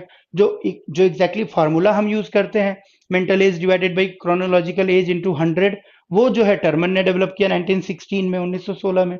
तो वो बाद की बात है। तो बेसिक्स जो है एक तरीके से फैक्ट्स एंड इंफॉर्मेशन, वो हम यहाँ पे डिस्कस करेंगे एक सेगमेंट में, जिसमें कि हम बात करेंगे बुद्धि की परिभाषा की, क्या उसका मीनिंग है उसकी, प्लस जो उससे रिलेटेड डेटा है, फैक्ट है ना। बुद्धि लब्धि का सूत्र क्या है, किसने दिया, कब आया, और बुद्धि लब्धि के जो मान है, जो माप है इसकी, उसके आधार पे कैसे बच्चों को कैटेगराइज किया जा सकता है। किसको हम सीमांत मंदबुद्धि मानेंगे, यानी कि मंदबुद्धि की सीमा का अंत किस आईक्यू लेवल पे मानेंगे। जैसे कई बार क्वेश्चन आया हुआ है, तो माना जाता है कि 70 is the border line feeble minded can say child, जिसका 70 आईक्यू है या 70 के नीचे आईक्यू जा रहा है, वो क्या हो गया, वो एक तरीके से 70 को मान लिया गया border line for what, for slow learner और for can say dull child और for can say feeble minded child, है ना। तो जो मंद बुद्धि की सीमा का अंत है वो क्या माना जाता है, 70। इस तरीके के क्वेश्चन हो सकते हैं। यानी कि अब एवरेज कौन हो जाएगा, तो भाई 92, एक तरीके से देखा जाता है कि 92 109 जो है वो मान लिया जाता है आपका क्या, वो मान लिया जाता है एवरेज चाइल्ड, यानी कि एवरेज आईक्यू। तो एवरेज आईक्यू के ऊपर हो गया, अगर 110 प्लस हो गया तो वो क्या हो गया, एक तरीके से अब एवरेज हो गया। तो वो सारी चीजें आपको यहाँ पे पढ़नी होंगी। 140 प्लस जो है उसको गिफ्टेड चाइल्ड मान लिया जाता है, उसके नीचे वेरी सुपीरियर, फिर सुपीरियर, फिर एवरेज, फिर उसके बाद आपका जो है एक तरीके से मंद बुद्धि या स्लो लर्नर का माना जाता है। तो वो सारी चीजें हम लोग यहाँ पे, इसके बाद थ्योरीज, बुद्धि के सिद्धांत, जो मेजर थ्योरीज हैं बुद्धि के सिद्धांत हैं उनकी बात करेंगे हम लोग। बुद्धि के सिद्धांतों में भी आप देखोगे तो जैसे सबसे पहले बिने का सिद्धांत है, यूनिफैक्टर थ्योरी कहते हैं या एब्सोल्यूट थ्योरी ऑफ इंटेलिजेंस कहते हैं उसको, बुद्धि का निरपेक्ष सिद्धांत या बुद्धि का एक कारक सिद्धांत। तो हम इसमें सबसे पहले बिने एंड साइमन जो है उनकी थ्योरी की बात करेंगे, है ना। यूनिफैक्टर थ्योरी, अल्फ्रेड बिने और थियोडोर साइमन, ये दो लोग थे जिन्होंने मिलकर शुरुआत की थी बुद्धि परीक्षणों की और बुद्धि के ऊपर विचार देने की। तो बिने का सिद्धांत हो जाएगा। इसके बाद हम बात करेंगे स्पीयरमैन के सिद्धांत की। स्पीयरमैन ने जो है द्विकारक सिद्धांत दिया था, है ना। कौन कौन से दो कारक थे स्पीयरमैन के, कोई बताएगा। स्पीयरमैन के द्वारा बताए गए दो कारक कौन से थे। थर्स्टन का सिद्धांत पढ़ेंगे जो कि ग्रुप फैक्टर थ्योरी है। इसके अलावा थॉर्नडाइक का सिद्धांत पढ़ेंगे जो कि मल्टी फैक्टर थ्योरी कहलाती है, ठीक है, मल्टी फैक्टरल थ्योरी ऑफ इंटेलिजेंस कहलाता है। इसके अलावे में यहाँ पे आप गिलफोर्ड यानी जेपी गिलफोर्ड, जो John Paul Guilford, JP Guilford sorry, तो जेपी गिलफोर्ड की थ्योरी पढ़ेंगे जिसको हम क्या कहते हैं, इसको हम कहते हैं tri structural theory of intelligence या three dimensional theory of intelligence, यानी कि बुद्धि का तीन आयामी सिद्धांत या त्रिस्तरीय सिद्धांत, ठीक है। तो तीन स्तर ये बताते हैं, बुद्धि के तीन आयाम बताते हैं, जिसमें एक हो जाता है आपका क्या, एक हो जाता है आपका ऑपरेशंस, और एक हो जाता है आपका प्रोडक्ट, और एक हो जाता है आपका कंटेंट, ठीक है। यानी संक्रियाएं हैं, संक्रियाओं के अंदर अलग अलग एलिमेंट्स आ जाएंगे, जैसे कि उसके अंदर इवेल्युएशन आ जाएगा, कन्वर्जन थिंकिंग आ जाएगी, डाइवर्जन थिंकिंग आ जाएगी, ठीक है, मेमोरी आ जाएगी, और उसके बाद कॉग्निशन आ जाएगा, पांच एलिमेंट्स आ जाएंगे। फिर दूसरा आप पढ़ोगे कंटेंट, कंटेंट में भी इसी तरीके से ये बात करते हैं, audio content, visual content, symbolic content, semantic content, behavioural content, ठीक। इस तरीके से फिर प्रोडक्ट की बात आ जाएगी, प्रोडक्ट में भी इसी तरीके से छह एलिमेंट्स की ये बात करते हैं, और उन सबके मल्टीप्लायर इफेक्ट की बात करके ये बताते हैं कि नंबर ऑफ एलिमेंट्स इंटेलिजेंस के अंदर क्या होते हैं जो कंस्ट्रक्ट करते हैं इंटेलिजेंस को। तो गिलफोर्ड पढ़ोगे आप, गिलफोर्ड के बाद आप जो है गार्डनर पढ़ोगे। गार्डनर की थ्योरी कौन सी है, मल्टीपल इंटेलिजेंस थ्योरी, है ना। जो गार्डनर की थ्योरी है उसको क्या कहते हैं, बहुबुद्धि सिद्धांत। तो बहुबुद्धि सिद्धांत में ये 9 प्रकार की बुद्धियां बताते हैं, पहले 7 प्रकार की बुद्धि बताई, बाद में उसको रिवाइज किया गया 98 और 2000 में, तो उसमें दो और जोड़ दिया गया, पहला नेचुरलिस्टिक को और बाद में एग्जिस्टेंशियलिस्टिक को। तो प्रकृतिवादी बुद्धि और अस्तित्ववादी बुद्धि बाद में इन्होंने जोड़ दिया। तो टोटल कितने हो गए, गार्डनर की सिद्धांत के अनुसार 9 प्रकार की बुद्धियां मनुष्य में होती हैं, ये ऐसा बताते हैं। जैसे कि लिंग्विस्टिक इंटेलिजेंस पहला बताते हैं ये कि भाई भाषाई बुद्धि होती है। अरिथमेटिक रीजनिंग इंटेलिजेंस बताते हैं, मैथमेटिकल एंड रीजनिंग इंटेलिजेंस, यानी कि गणितीय और तर्क संबंधी बुद्धि। तीसरी बात जैसे मान लीजिए अगर हम देखें तो ये कहते हैं जो आपका बुद्धि है बेसिकली किनेस्थेटिक जो इंटेलिजेंस है ना, या किनेस्थेटिक मोटर इंटेलिजेंस कहते हैं, ठीक है, यानी कि गतिक जो बुद्धि है या शारीरिक बुद्धि जो है उसकी बात करते हैं, बॉडी किनेस्थेटिक इंटेलिजेंस की। इसके अलावा अगर आप देखोगे तो म्यूजिकल इंटेलिजेंस की बात ये करते हैं, स्पेशियल इंटेलिजेंस की बात करते हैं, स्थानिक बुद्धि की बात करते हैं, ठीक। तो स्थानिक बुद्धि की बात भी करते हैं। Meenakshi, we will upload the study material obviously, and I'll upload the whole book first, है ना, and then after I'll also provide you some extra sheets when and wherever required, है ना, अपने अनुसार जहाँ पे वो जरूरी होगा, एमसीक्यूज वगैरह के फॉर्म में भी और नोट्स के फॉर्म में भी एडिशनल जो चीजें होंगी वो मैं आपको अलग से प्रोवाइड करूंगा। दो बुक्स मैं आपको आज अपलोड करवा दूंगा, तो मेजर टॉपिक्स जो है उसके अंदर आ जाएंगे बहुत सारे, तो आप उसको पढ़ना स्टार्ट कर दोगे आज ही से, है ना। तो गार्डनर के अंदर मैंने बताया आपको इस तरीके से, है ना, कि 9 प्रकार की बुद्धियां हैं। थर्स्टन ने 7 प्रकार के प्राइमरी मेंटल एबिलिटीज की बात की है, पीएमएस की बात की है, या उसको हम कॉमन प्राइमरी फैक्टर भी कहते हैं, सीपीएफ की बात करते हैं इस तरीके से। थॉर्नडाइक ने मल्टीपल इंटेलिजेंस की बात की है, मल्टीपल फैक्टर्स की। इसी तरीके से हम ये सारी चीजें पढ़ेंगे, इसमें और भी हैं थिंकर्स, अदर्स में आप डाल दीजिए उनको। जो इंपॉर्टेंट है वो मैंने लिख दिया आपको। बाकी जैसे हॉर्न एंड कैटल हैं, उनकी भी हम थ्योरी की बात कर सकते हैं यहाँ पे। क्रिस्टलाइज्ड इंटेलिजेंस और फ्लूइड इंटेलिजेंस की, तरल बुद्धि और ठोस बुद्धि, वो बेसिकली एक तरीके से स्पीयरमैन का जो जी फैक्टर था उसी के ऊपर काम करके इन्होंने अलग तरीके से बताया। तो ये दो चीजें हो गई। और तीसरा आ गया देखो, बुद्धि परीक्षण यानी इंटेलिजेंस टेस्ट। इस पे भी क्वेश्चंस आते हैं कि कौन सा इंटेलिजेंस टेस्ट किसने दिया, तो इसके ऊपर भी हम काम कर लेंगे, है ना। जैसे भारत के द्वारा दिया गया पहला बुद्धि परीक्षण कौन सा है, जैसे भाटिया परीक्षण है, उस पे क्वेश्चन आते हैं। बिने वगैरह का तो है ही है, वेस्लर का है। तो वो बहुत सारी इंटेलिजेंस टेस्ट हैं, उनके बारे में भी हमें बेसिक बेसिक पता होना चाहिए। उस पे क्वेश्चन आते हैं कि भाई किसने दिया, कब दिया, कितने उसके अंदर डायमेंशन रखे, क्या क्वेश्चन रखा गया, क्या प्रश्नावली रखी गई, ये सारी चीजें इसमें हमको ध्यान में रखनी होंगी। तो इंटेलिजेंस एक टॉपिक हो जाएगा मेजर आपका। इसके बाद देखते हैं और क्या रहेगा इंटेलिजेंस के बाद। ये हम अभी थ्योरेटिकल एस्पेक्ट्स की बात कर रहे हैं, अभी प्रैक्टिकल एस्पेक्ट्स पे जाएंगे। तो प्रैक्टिकल एस्पेक्ट्स या एप्लीकेशन बेस्ड जो एस्पेक्ट्स हैं, इश्यूज हैं पेडागोजिकल, उस पे भी बात करेंगे, है ना। उसमें भी बहुत सारे टॉपिक्स अभी हमको पढ़ने होंगे। तो आज मैं आपको एक ओवरव्यू दे रहा हूँ, एक आइडेंटिफिकेशन दे रहा हूँ सब्जेक्ट की, ताकि हमें एक आइडिया लग जाए पूरा पूरा हमें पढ़ना क्या है। इसके बाद देखो, इसके बाद इसके अंदर हमको जो पढ़ना है, मोटिवेशन पढ़ना है। मोटिवेशन यानी अभिप्रेरणा। अभिप्रेरणा में भी इसी तरीके से हम एलोबरेट करके चलेंगे बहुत सारी चीजें। मोटिवेशन की मतलब मीनिंग क्या है, मोटिवेशन के टाइप्स क्या है, इंट्रिंसिक मोटिवेशन क्या होता है, एक्सट्रिंसिक मोटिवेशन क्या होता है, यानी आंतरिक अभिप्रेरणा क्या है, बाह्य अभिप्रेरणा क्या है, ये पढ़ेंगे।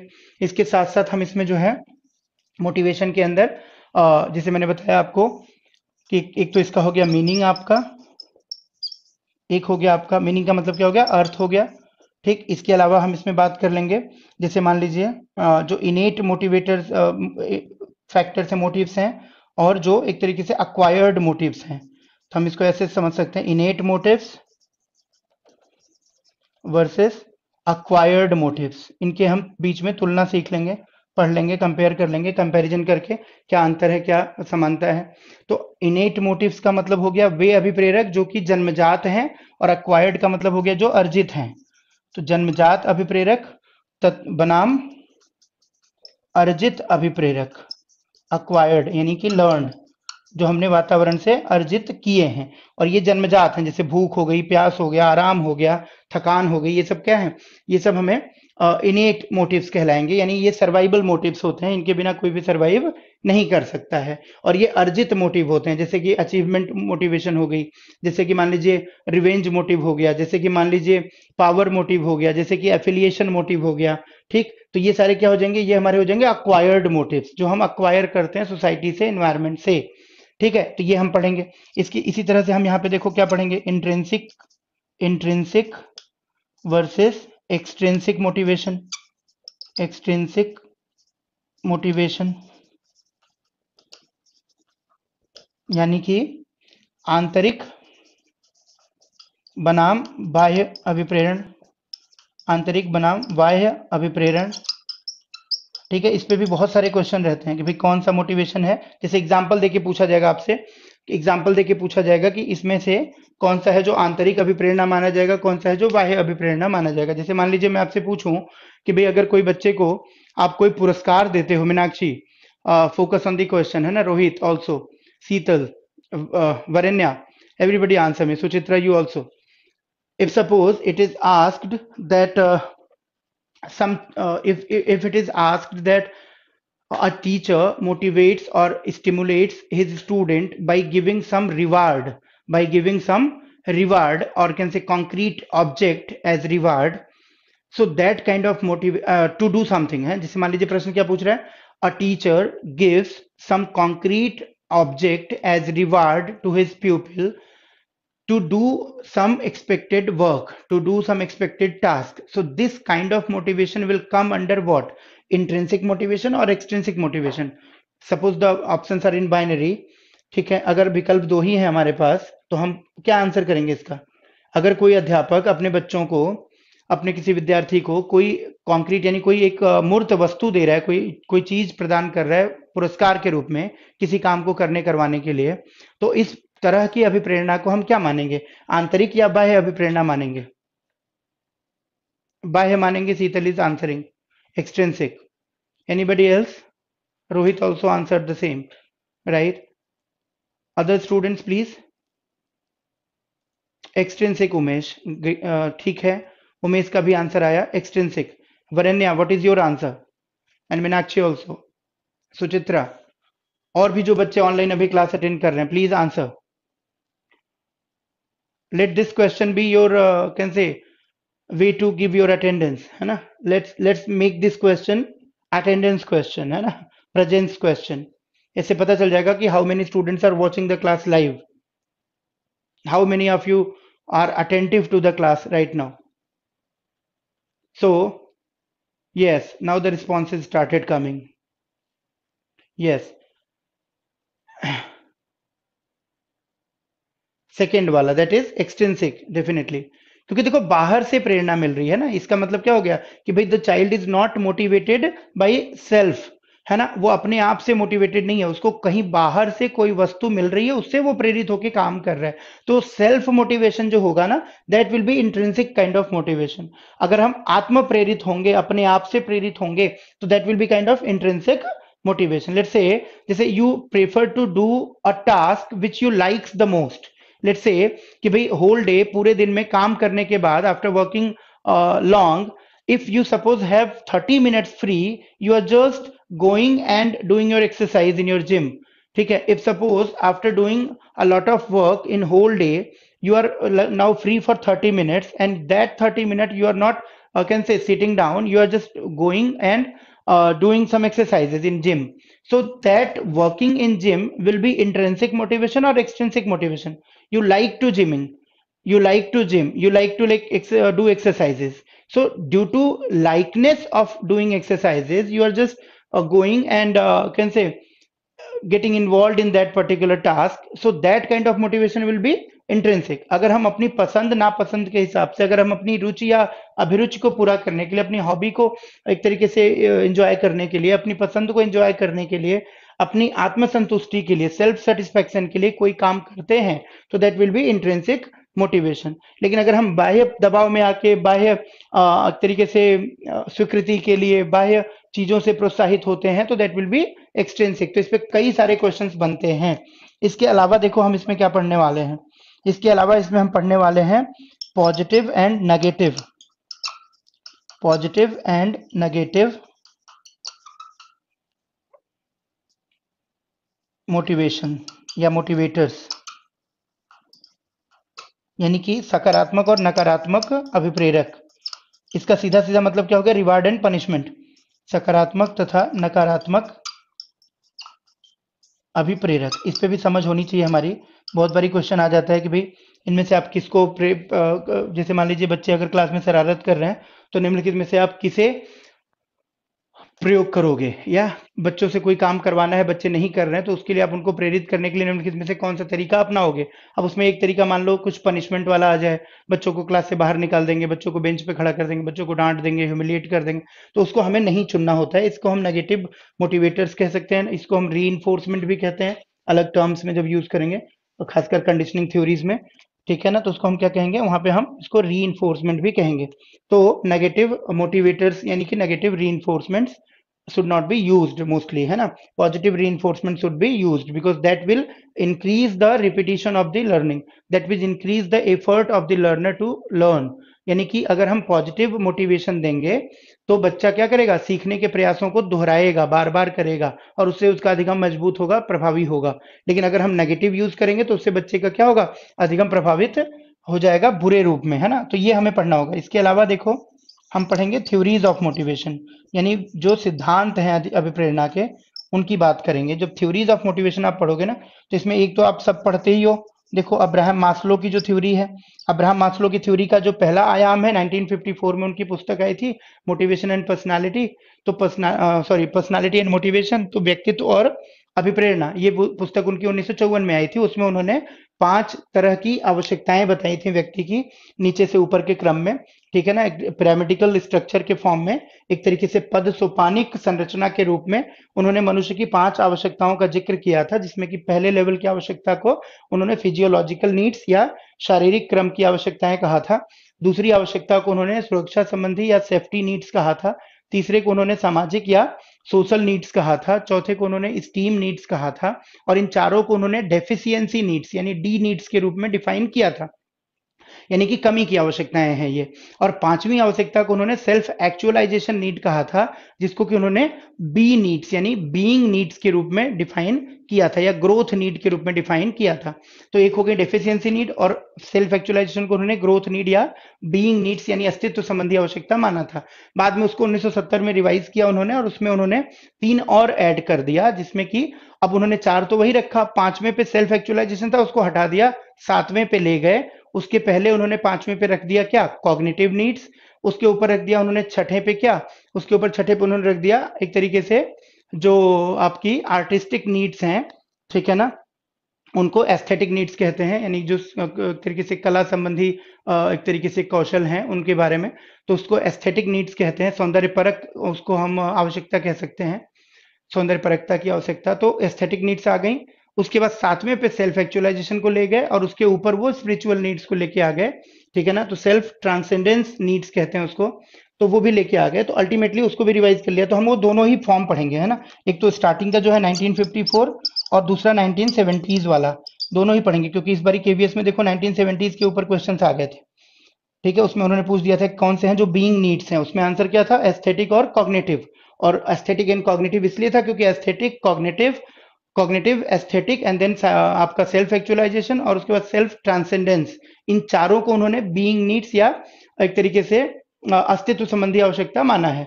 और नीचे की जो चार हैं यानी कि फिजियोलॉजिकल, सेफ्टी, सोशल और स्टीम, इनको उन्होंने डेफिशिएंसी या डी नीड्स के रूप में माना है। तो डी नीड्स और बी नीड्स ये ध्यान रखना होगा। तो ये हम लोग 1970 वाले में पढ़ेंगे। इसके साथ साथ और थ्योरीज भी हम पढ़ेंगे। मास्लो तो हम पढ़ते ही पढ़ते हैं, और हम क्या पढ़ेंगे देखें, हम इसमें मैग्रेगर की थ्योरी पढ़ेंगे, theory X and theory Y, ठीक है। हम इसमें जो है हर्जबर्ग की थ्योरी पढ़ेंगे, 2 फैक्टर थ्योरी कहलाती है ये। तो हर्जबर्ग की थ्योरी हम पढ़ेंगे, जिसको हम क्या कहते हैं, 2 फैक्टर थ्योरी। एक तरफ मोटिवेटर्स और दूसरी तरफ आ जाते हैं आपके हाइजीन सीकर्स, है ना। तो हाइजीन सीकर्स और मोटिवेटर्स यानी कि अभिप्रेरक, और दूसरी तरफ स्वास्थ्य संबंधी कारक। तो इस तरीके से हर्जबर्ग की थ्योरी आ जाएगी। इसके अलावा अचीवमेंट थ्योरी हम पढ़ेंगे मैक्लेलैंड की, डेविड सी मैक्लेलैंड की थ्योरी है कौन सी, अचीवमेंट थ्योरी। तो मैक्लेलैंड की थ्योरी पढ़ेंगे, अचीवमेंट थ्योरी। इसके अलावा हम यहाँ पे देखो क्लेटन एल्डरफर की थ्योरी है, क्लेटन एल्डरफर, एल्डरफर, क्लेटन एल्डरफर की थ्योरी है। ईआरजी थ्योरी वो मास्लो का ही एक तरीके से मॉडिफिकेशन है, तो क्लेटन एल्डरफर की थ्योरी भी हम लोग पढ़ेंगे। इसके अलावा विलियम आउची की थ्योरी है, थ्योरी जेड कहते हैं उसको, थ्योरी जेड पढ़ेंगे विलियम आउची की। इसके अलावा इसमें हम मोटिवेशन की थ्योरीज में जाएंगे, तो एक हम विक्टर ब्रूम, फिलिप येटन और सेल्जनिक, इन तीनों लोग की थ्योरी है, जिसको हम कहते हैं एक्सपेक्टेंसी थ्योरी। तो हम इसमें ब्रूम लिख लेते हैं खाली, बाकी नाम उसमें जोड़ लेंगे हम लोग, मेन जो है करता धरता यही है। तो विक्टर ब्रूम की थ्योरी है, उसको भी डिस्कस कर लेंगे। तो अल्टीमेटली जब हम मोटिवेशन की थ्योरीज पढ़ेंगे तो खाली मास्लो से काम नहीं चलेगा, अभी क्वेश्चंस जो है बाकी भी पूछ रहे हैं। जैसे इस बारी विक्टर ब्रूम की थ्योरी पूछा था यूपी टेट में, तो आपको ध्यान रखना है कि बीएड एंट्रेंस हो चाहे हमारा अलग टीचिंग रिलेटेड एग्जाम्स हो, आपका विक्टर ब्रूम की थ्योरी भी पढ़े पूछा जा रहा है, और आपको इसीलिए और भी थ्योरीज पढ़नी पड़ेंगी। तो मास्लो की थ्योरी तो सब पढ़ते ही पढ़ते हैं और सब पढ़ाते भी यही है खाली। तो मोटिवेशन में मास्लो की थ्योरी पढ़ेंगे, उसके साथ साथ मैग्रेगर की थ्योरी, हर्जबर्ग की थ्योरी, मैक्लेलैंड की थ्योरी, एल्डरफर की थ्योरी, आउची की थ्योरी, ब्रूम की थ्योरी, और अदर्स और भी कुछ प्रोसेस बेस्ड थ्योरीज हैं, उसको भी मैं यहाँ पे लिख नहीं रहा हूँ, बट डिस्कस करूंगा आपके साथ जब इसको हम पढ़ेंगे। तो अल्टीमेटली मोटिवेशन एक अच्छा इंपॉर्टेंट टॉपिक हो जाता है, बहुत सारे क्वेश्चंस आपको देगा ये एग्जाम के अंदर, ठीक। नेक्स्ट पर्सनालिटी, पर्सनालिटी पे क्वेश्चंस रहेंगे। तो हम नेक्स्ट टॉपिक लिख लेते हैं पर्सनालिटी। पर्सनालिटी के अलावा और देख लेते हैं, थोड़ा सा ब्रीफ में करते हैं अब, क्योंकि मेन मेन टॉपिक्स यही थे जहां से क्वेश्चंस का ज्यादा चांस रहता है आने का। बाकी चीजें जो है उसमें टाइप्स ऑफ पर्सनालिटी वगैरह पे क्वेश्चन रहते हैं, पर्सनालिटी टेस्ट पे क्वेश्चन रहते हैं। तो अल्टीमेटली हम देखें तो नेक्स्ट टॉपिक जो हो जाएगा हमारा पढ़ने का, वो क्या हो जाएगा, पर्सनालिटी हो जाएगा, थ्योरेटिकल एस्पेक्ट के अंदर। व्यक्तित्व जिसको आप कहोगे, तो यहाँ पे व्यक्तित्व के प्रकार क्या होते हैं, व्यक्तित्व के गुण क्या होंगे, ये सारी चीजें है ना, अलग अलग एंडोमॉर्फिक जैसे पर्सनालिटी हो गई, तो शरीर के आकार के आधार पर व्यक्तित्व के प्रकार बताए गए हैं, लक्षणों के ट्रेट्स के आधार पर, शील गुणों के आधार पर बताए गए हैं, वो सारी चीजें हमको इसमें डिस्कस करनी होंगी। और व्यक्तित्व परीक्षण के लिए जो एक तरीके से सुझाए गए विधियां हैं, सुझाए गए सिद्धांत है, उनको हम यहाँ पे डिस्कस करेंगे। इसके अलावा देखो मेमोरी के ऊपर क्वेश्चन आएंगे। मेमोरी के अंदर दो एस्पेक्ट्स होते हैं, आपको पता है। एक हो जाता है आपका रिमेम्बरेंस और एक हो जाता है आपका फॉरगेटिंग। तो रिमेम्बरेंस एंड फॉरगेटिंग दोनों पे ही क्वेश्चन रहेंगे, यानी कि स्मृति के ऊपर प्रश्न रहेंगे दोनों हिस्सों से। एक हो जाएगा आपका स्मरण और एक हो जाएगा आपका विस्मरण, या इसी को आप स्मृति और विस्मृति भी कह सकते हो।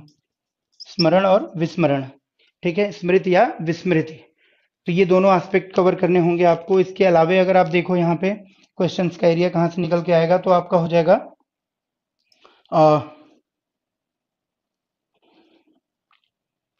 अटेंशन हो गया, एटीट्यूड हो गया, छोटे छोटे टॉपिक्स होंगे। अटेंशन हो गया, एप्टीट्यूड हो गया, एप्टीट्यूड हो गया, एटीट्यूड हो गया, ठीक है। इसके अलावा आप देखो क्रिएटिविटी हो गई,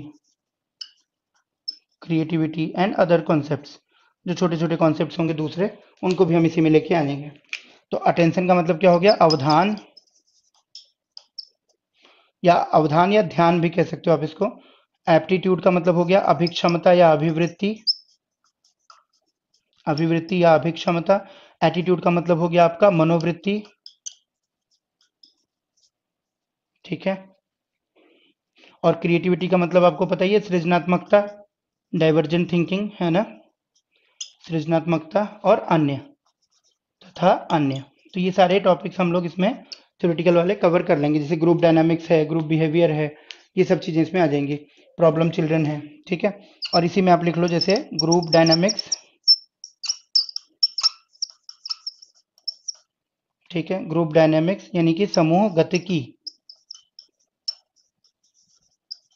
तो ये तो थ्योरेटिकल एस्पेक्ट के अंदर बात हो गई।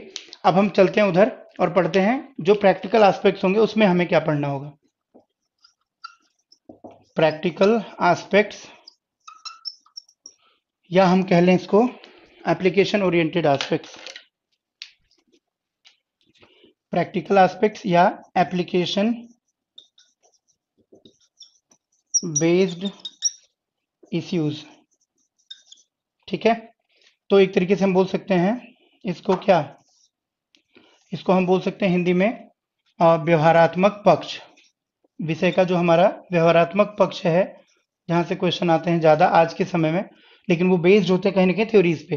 तो व्यवहारात्मक पक्ष कह सकते हैं इसको हम लोग, या हम इसको कह सकते हैं एक तरीके से अनुप्रयोग आधारित विषय। जो आपने थ्योरीज पढ़ी उसका अनुप्रयोग कहाँ है एजुकेशन साइकोलॉजी का, अनुप्रयोग आधारित विषय, ठीक है। ये बड़ा मेजर है क्योंकि अब जो करंट क्वेश्चंस आ रहे हैं वो ज्यादा उस एरिया से आ रहे हैं, ज्यादा उस एरिया से आ रहे हैं, लेकिन उसको बनाने के लिए ऑब्वियसली हमें क्या चाहिए, थ्योरेटिकल नॉलेज भी चाहिए। तो ये मैंने आपको इधर एलोबरेट किया इसीलिए, ठीक है। इसमें डिफरेंट स्कूल्स ऑफ साइकोलॉजी भी कवर हो जाएंगी, जैसे कुछ रह जाएंगी, बाकी तो मोस्टली कवर हो ही रही है। बाकी स्ट्रक्चरलिज्म जैसे रह गया, फंक्शनलिज्म रह गया, साइको एनालिटिकल थ्योरी रह गई, ये सब भी हम लोग इधर कवर कर लेंगे, ठीक है। तो अदर जो एस्पेक्ट्स हैं, साइको एनालिटिकल थ्योरी है, स्ट्रक्चरलिज्म है, फिलोसफिकल तरीके से अप्रोचेज हैं, वो सब यहाँ पे कवर होंगे। तो मैं लिख भी देता हूँ, अभी चाहो तो आप लिख लो, जैसे फिलोसॉफिकल अप्रोचेज जो मेन है, जैसे रियलिज्म है, जैसे आइडियलिज्म है, यानी कि दार्शनिक दृष्टिकोण। जो मनोविज्ञान है वो आपको पता है कि पहले दर्शन शास्त्र का विषय था, तो दार्शनिक दृष्टिकोण पर भी आधारित कुछ एक क्वेश्चन कहीं न कहीं आ जाते हैं, जैसे कि जॉन लॉक के ऊपर क्वेश्चन आ जाते हैं, टेबुला रासा का क्वेश्चन आया हुआ है, जैसे दो क्वेश्चन पीआरटी में। तो इस तरीके से दार्शनिक जो पक्ष हैं, जैसे मैंने बताया आपको कि भाई अरिस्टोटल के विचार है, प्लेटो का विचार है, सोक्रेटिस का विचार है, इस पे भी कुछ क्वेश्चन रहते हैं, जॉन लॉक के ऊपर है, ठीक। तो वो भी आपको ध्यान में रखना है फिलोसफिकल अप्रोचेज में। तो इसमें आप आइडियलिज्म है, रियलिज्म है, नेचुरलिज्म है, प्रैग्मेटिज्म है, ठीक है, एक्सपीरियंशियलिज्म है, ये सारी चीजें पढ़ोगे, तो ये भी हम लोग पढ़ लेंगे। इसके अलावा इसमें हम देखें थ्योरेटिकल पार्ट में अगर कुछ और चीजें, तो जैसे मैंने बताया कि स्कूल्स ऑफ थॉट्स हैं ना साइकोलॉजी के, तो इसको हम कह सकते हैं क्या, साइकोलॉजिकल थॉट्स, साइकोलॉजिकल थॉट्स जो रह गए, छूट गए, वो हम इसमें कवर कर लेंगे। मनोवैज्ञानिक विचार है ना, मनोवैज्ञानिक विचार, जो अन्य मनोवैज्ञानिक विचार हैं या विचारक हैं उनकी बात हम यहाँ पे समेटने की कोशिश करेंगे। जैसे कि मैंने बताया सिगमंड फ्रायड हो गए, जैसे सिगमंड फ्रायड के विचार हो गए, है ना, साइको एनालिटिकल थ्योरी कहते हैं इसको, इनके विचार को मनोविश्लेषणवाद कहते हैं। इसी तरीके से जैसे मान लो अगर हम बात करें तो मैकडूगल हो गए, मैकडूगल हो गए, ठीक है।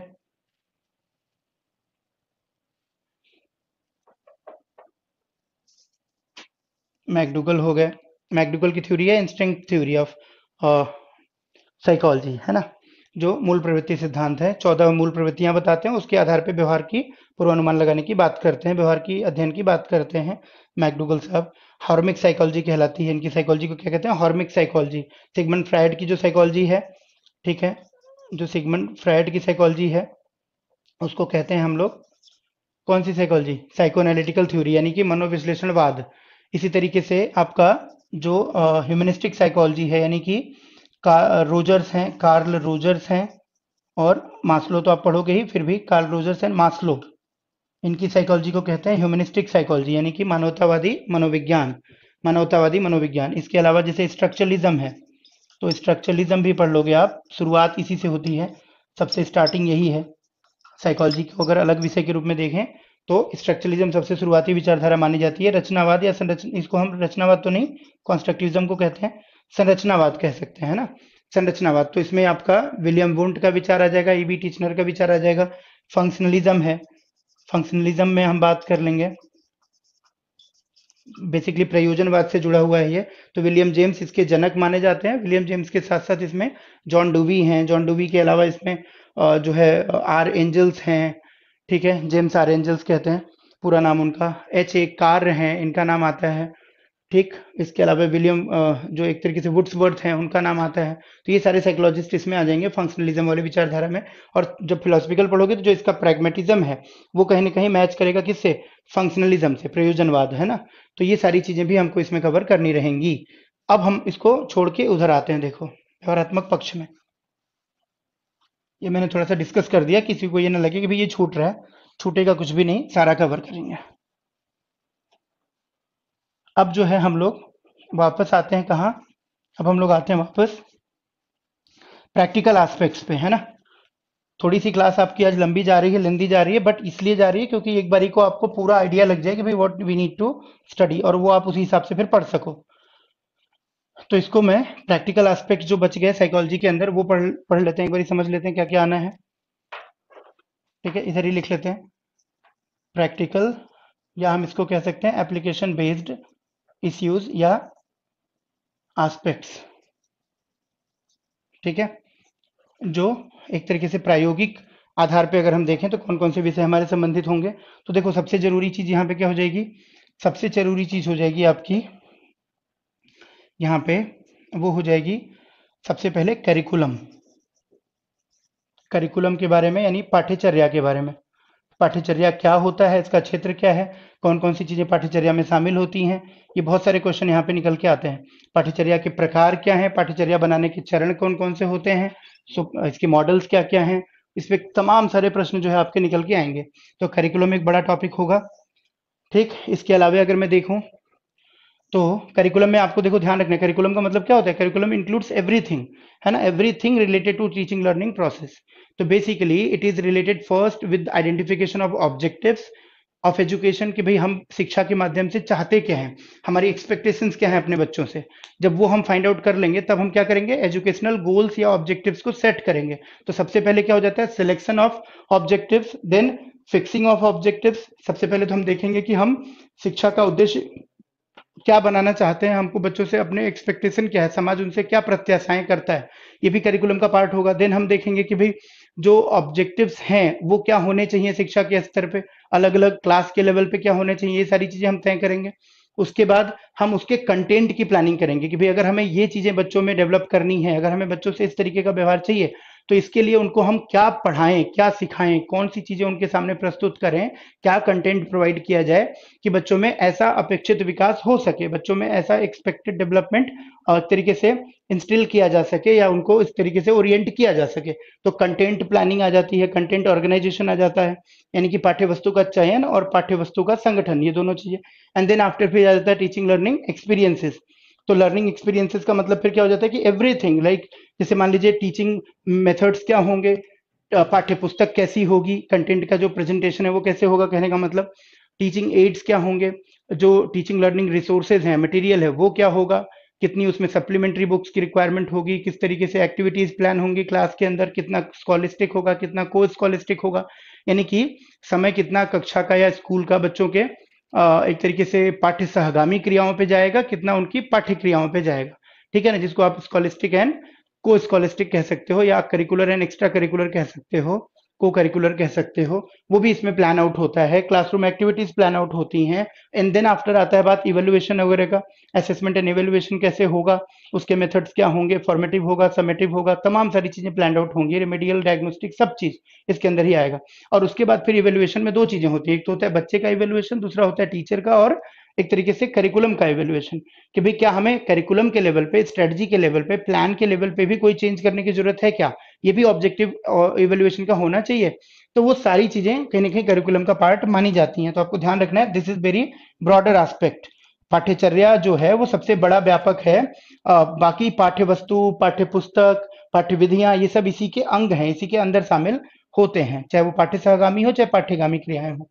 अब देखो करिकुलम के बाद अगर हम बात करेंगे तो फिर आपका आ जाएगा इसके अंदर क्या, इसके अंदर आ जाएगा आपका पेडागोजी के अंदर टीचिंग लर्निंग रिसोर्सेज या teaching learning material, teaching learning material, TLM जिसको आप कहते हो, टीचिंग लर्निंग मटेरियल। तो टीएलएम यानी टीचिंग लर्निंग मटेरियल, ठीक, यानी कि शिक्षण,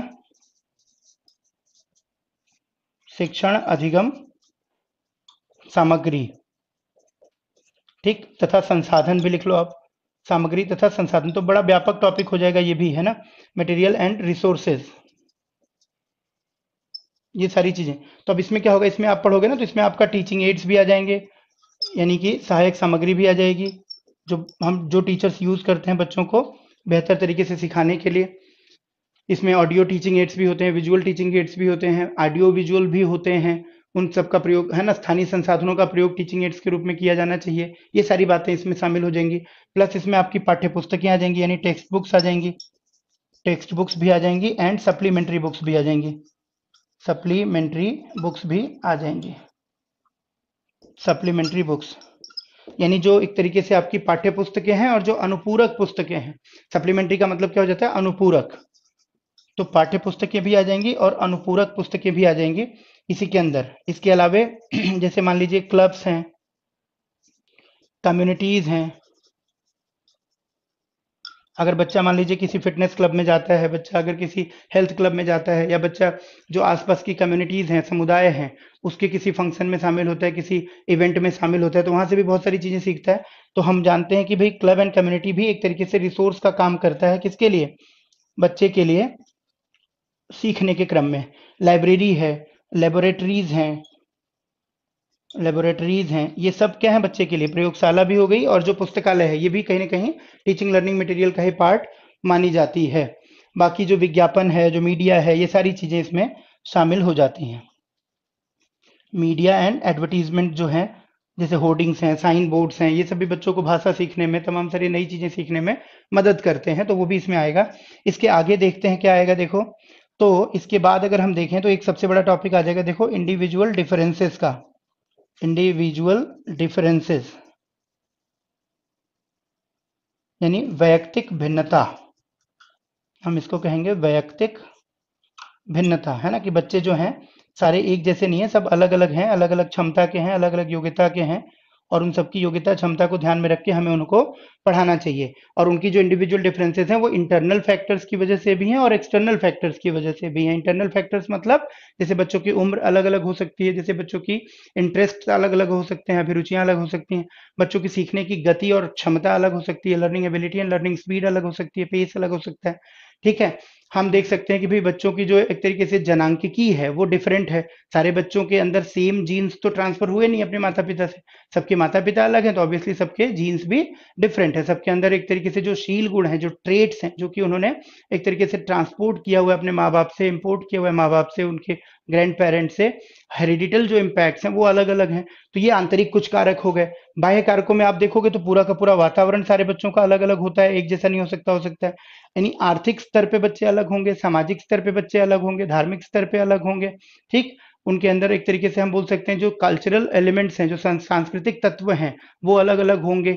ठीक है, जो पोषण संबंधी जरूरतें हैं उनकी वो अलग अलग पूरी हो रही होंगी। तो तमाम चीजों का जो पॉलिटिकल डिफरेंसेस होंगे, एक तरीके से उन सबका बच्चों के डेवलपमेंट के प्रोसेस में योगदान होगा। और वो सब बच्चों को एक दूसरे से क्या बनाएंगे, यूनिक बनाएंगे, अलग बनाएंगे। लैंग्वेज के आधार पे देखेंगे तो बच्चों में भिन्नता होगी। कोई बच्चा एक भाषी होगा, कोई द्विभाषी होगा, कोई बहुभाषी होगा। सबकी भाषाएं अलग अलग होंगी, तो क्लास में मल्टीलिंग्विस्टिक एक तरीके से एनवायरनमेंट होगा, है ना, बहुभाषिक वातावरण होगा। तो इस तरीके से हम व्यक्तिक भिन्नता को समझेंगे, और ये बड़ी यूनिक चीज है, अच्छी चीज है। ये कोई एक तरीके से चैलेंज या कोई एक तरीके से बाधा नहीं है क्लास के लिए, बल्कि एक तरीके से क्या रिसोर्स के रूप में ली जानी चाहिए। इसको कंसिडर किया जाना चाहिए विकास की प्रक्रिया में। इसके बाद इसी से रिलेटेड टॉपिक आ जाएगा, देखो हमारा इंक्लूसिव एजुकेशन, जो बहुत इंपॉर्टेंट टॉपिक है आज के परिवेश में। समावेशी शिक्षा, समावेशी शिक्षा जो है वो सबसे एक तरीके से हम कहें कि इंपॉर्टेंट टॉपिक्स हैं इन सब में, तो कोई बड़ी बात नहीं है, क्योंकि सब कुछ घूम फिर के आजकल किस पे फोकस है स्कूल एजुकेशन के अंदर, समावेशी शिक्षा पे। समावेशी शिक्षा का मतलब ऐसी शिक्षा व्यवस्था से है, ऐसे एजुकेशनल सिस्टम से है जिसके अंदर अलग अलग एबिलिटीज के बच्चे, अलग अलग योग्यता के बच्चे, अलग अलग क्षमताओं के बच्चे, अलग अलग समूहों के बच्चे, अलग अलग आवश्यकताओं के बच्चे एक साथ बैठकर मुख्य धारा की शिक्षा में शिक्षा ग्रहण करेंगे। और उनको शिक्षा देने का दायित्व जो होगा वो स्कूल प्रबंधन तथा शिक्षक के ऊपर होगा, न कि बच्चों को अपनी क्षमताओं में क्लास के अनुसार परिवर्तन करने की जरूरत होगी, बल्कि कक्षाएं तथा क्लास की व्यवस्थाएं तथा स्कूल प्रबंधन को अपने आप में परिवर्तन करना होगा बच्चों के अकॉर्डिंग, बच्चों की जरूरत के मुताबिक। तो यहाँ पे क्या हो जाएगा, चाइल्ड सेंट्रिक पूरी तरह से अप्रोच हमारी होगी। चाइल्ड सेंट्रिक अप्रोच होगी, सब्जेक्ट सेंटर्ड या टीचर सेंटर्ड या मैनेजमेंट सेंटर्ड अप्रोच नहीं होगी। तो इसलिए इंक्लूसिव एजुकेशन इंपॉर्टेंट हो जाती है, क्योंकि यहाँ पे चिल्ड्रन सेंट्रिक या लर्नर सेंट्रिक, बच्चों को केंद्र में रखकर सारी की सारी व्यवस्थाएं आयोजित की जाएंगी, प्रयोजित की जाएंगी, संचालित की जाएंगी, है ना। तो टीचर्स को उसी हिसाब से ट्रेन करना पड़ेगा, क्लासरूम के अंदर सुविधाएं उसी हिसाब से मुहैया करानी पड़ेंगी, बैठने की, चलने फिरने की, पढ़ने लिखने की। टीचिंग एड्स उसी हिसाब से इनरिच करने पड़ेंगे, असिस्टिव डिवाइसेज यानी सहायक उपकरणों का प्रयोग करना पड़ेगा, है ना। एक तरीके से हम बोल सकते हैं, जैसे मान लीजिए ब्लाइंड बच्चे हैं कक्षा में, तो उनके सीखने के लिए ऑब्वियस सी बात है कि वो देखकर कम नहीं सीख सकते हैं, तो ऑब्वियसली वो कैसे सीखेंगे, स्पर्श के माध्यम से, जो टेक्टाइल्स एक तरीके से एड्स होते हैं, या फिर they can learn with learning aids, ज्यादातर वो लर्निंग एड्स से सीख सकते हैं। तो हमें उनके लिए ऑडियो डिवाइसेस का या ऑडियो टीचिंग एड का ज्यादा प्रयोग करना पड़ेगा। हमें उनको रिकॉर्ड करके लेक्चर्स प्रोवाइड करने पड़ सकते हैं।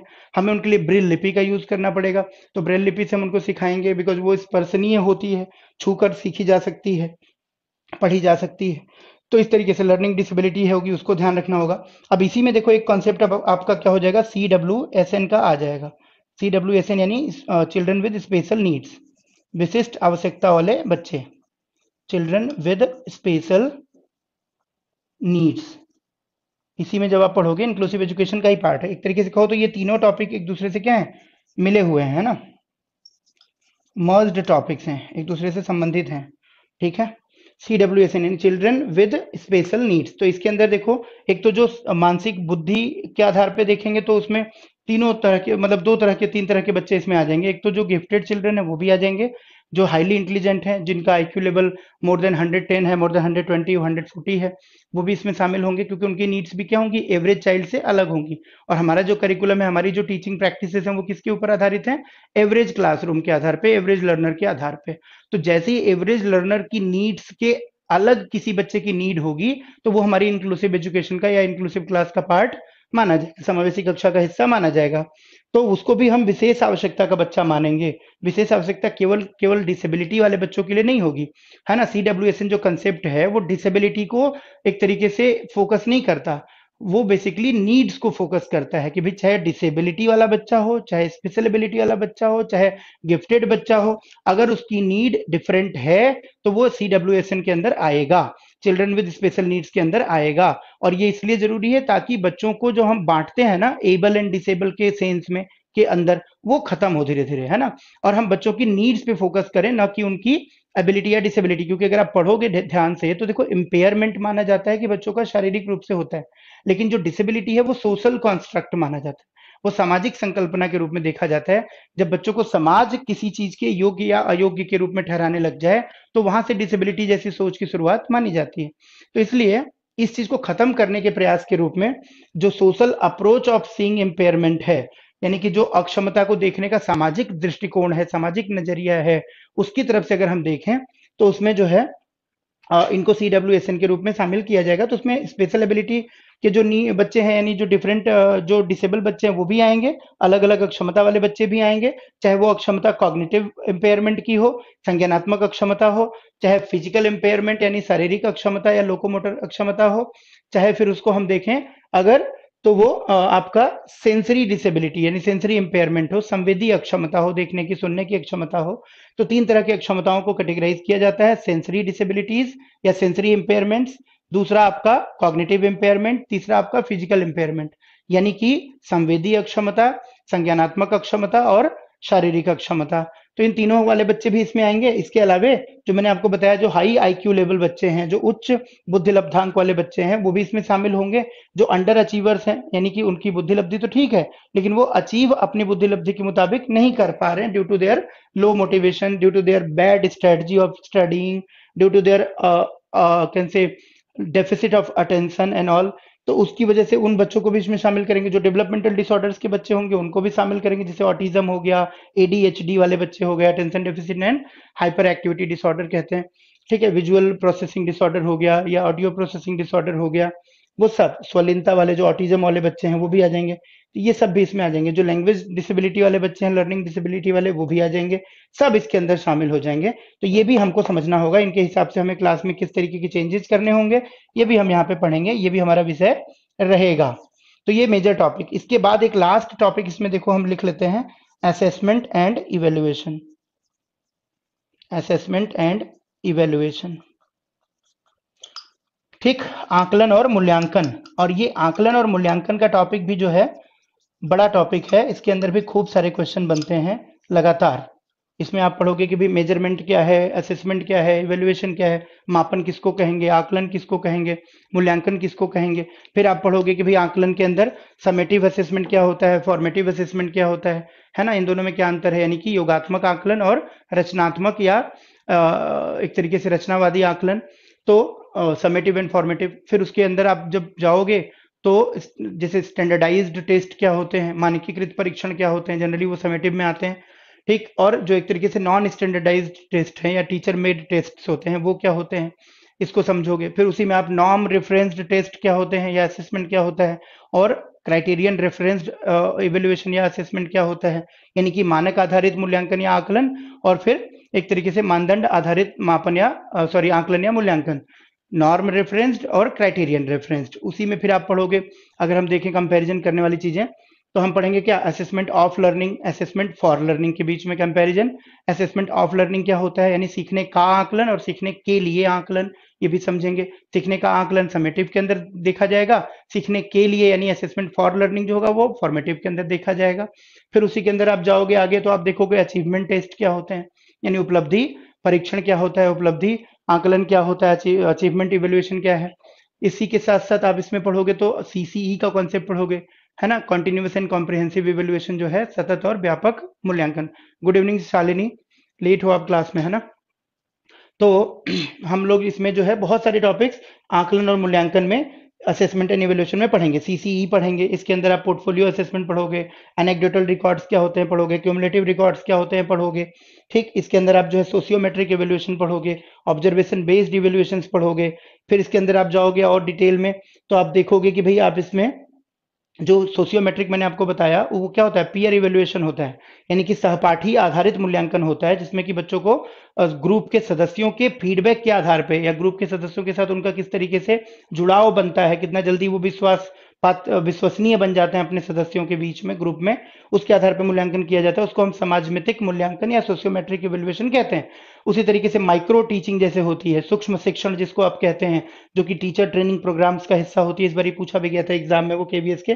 तो टीचर ट्रेनिंग एग्जाम का जो हिस्सा है, केवीएस या सीटेट में किसी में पूछा था, तो टीचर ट्रेनिंग के लिए जो इस्तेमाल होता है ट्रेनिंग प्रोग्राम्स में, ट्रेनिंग कोर्सेज में, बीएड में, डीएलएड में, जेबीटी में, है ना। तो माइक्रो टीचिंग जो ड्वाइट एलन का दिया हुआ कंसेप्ट है, वो भी पीयर इवेल्युएशन है, तो वो भी हम इसमें डिस्कस कर लेंगे। एंड देन आफ्टर हम आगे बढ़ेंगे तो हम कहीं ना कहीं इसमें पढ़ेंगे आपका जो डायग्नोस्टिक इवेल्युएशन है, निदानात्मक शिक्षण या निदानात्मक मूल्यांकन कहते हैं उसको, और उसके बाद रेमेडियल इवेल्युएशन यानी कि उपचारात्मक मूल्यांकन या उपचारात्मक शिक्षण, है ना। तो रेमेडियल टीचिंग भी कह देते हैं, रेमेडियल इवेल्युएशन भी कह देते हैं, डायग्नोस्टिक असेसमेंट या डायग्नोस्टिक टीचिंग भी कह देते हैं, रेमेडियल असेसमेंट भी कह सकते हैं। तो उसको हम निदानात्मक को डायग्नोस्टिक बोलेंगे, जिसका मतलब होता है कि बच्चों में जो पर्टिकुलर कमियां रह गई हैं सीखने के क्रम में, उसके कारणों का पता लगाया जाता है, उस पर जांच की जाती है। उसके बाद रेमेडियल में क्या होता है, उन कमियों को दूर करने के लिए नई स्ट्रेटजीज प्लान की जाती हैं, इंडिविजुअलाइज्ड एजुकेशनल प्लान्स बनाए जाते हैं, आईईपी का कॉन्सेप्ट पढ़ेंगे, और उसके मुताबिक बच्चों की लर्निंग गैप को या लर्निंग डेफिशिएंसी को दूर किया जाता है। Okay, Shalini, don't worry. This is your first class and today we are basically discussing the syllabus part, है ना, syllabus। तो आप एक बार इसको पूरा वीडियो फिर से देखोगे, पूरी क्लास फिर से रिवाइज्ड देखोगे, क्योंकि आपको पता है कि लाइव अगर आप देख रहे हो तो वेल एंड गुड, अगर किसी वजह से लाइव आप नहीं देख पाते हो तो these classes will be recorded and uploaded to your profile and it will be available till your end of the course.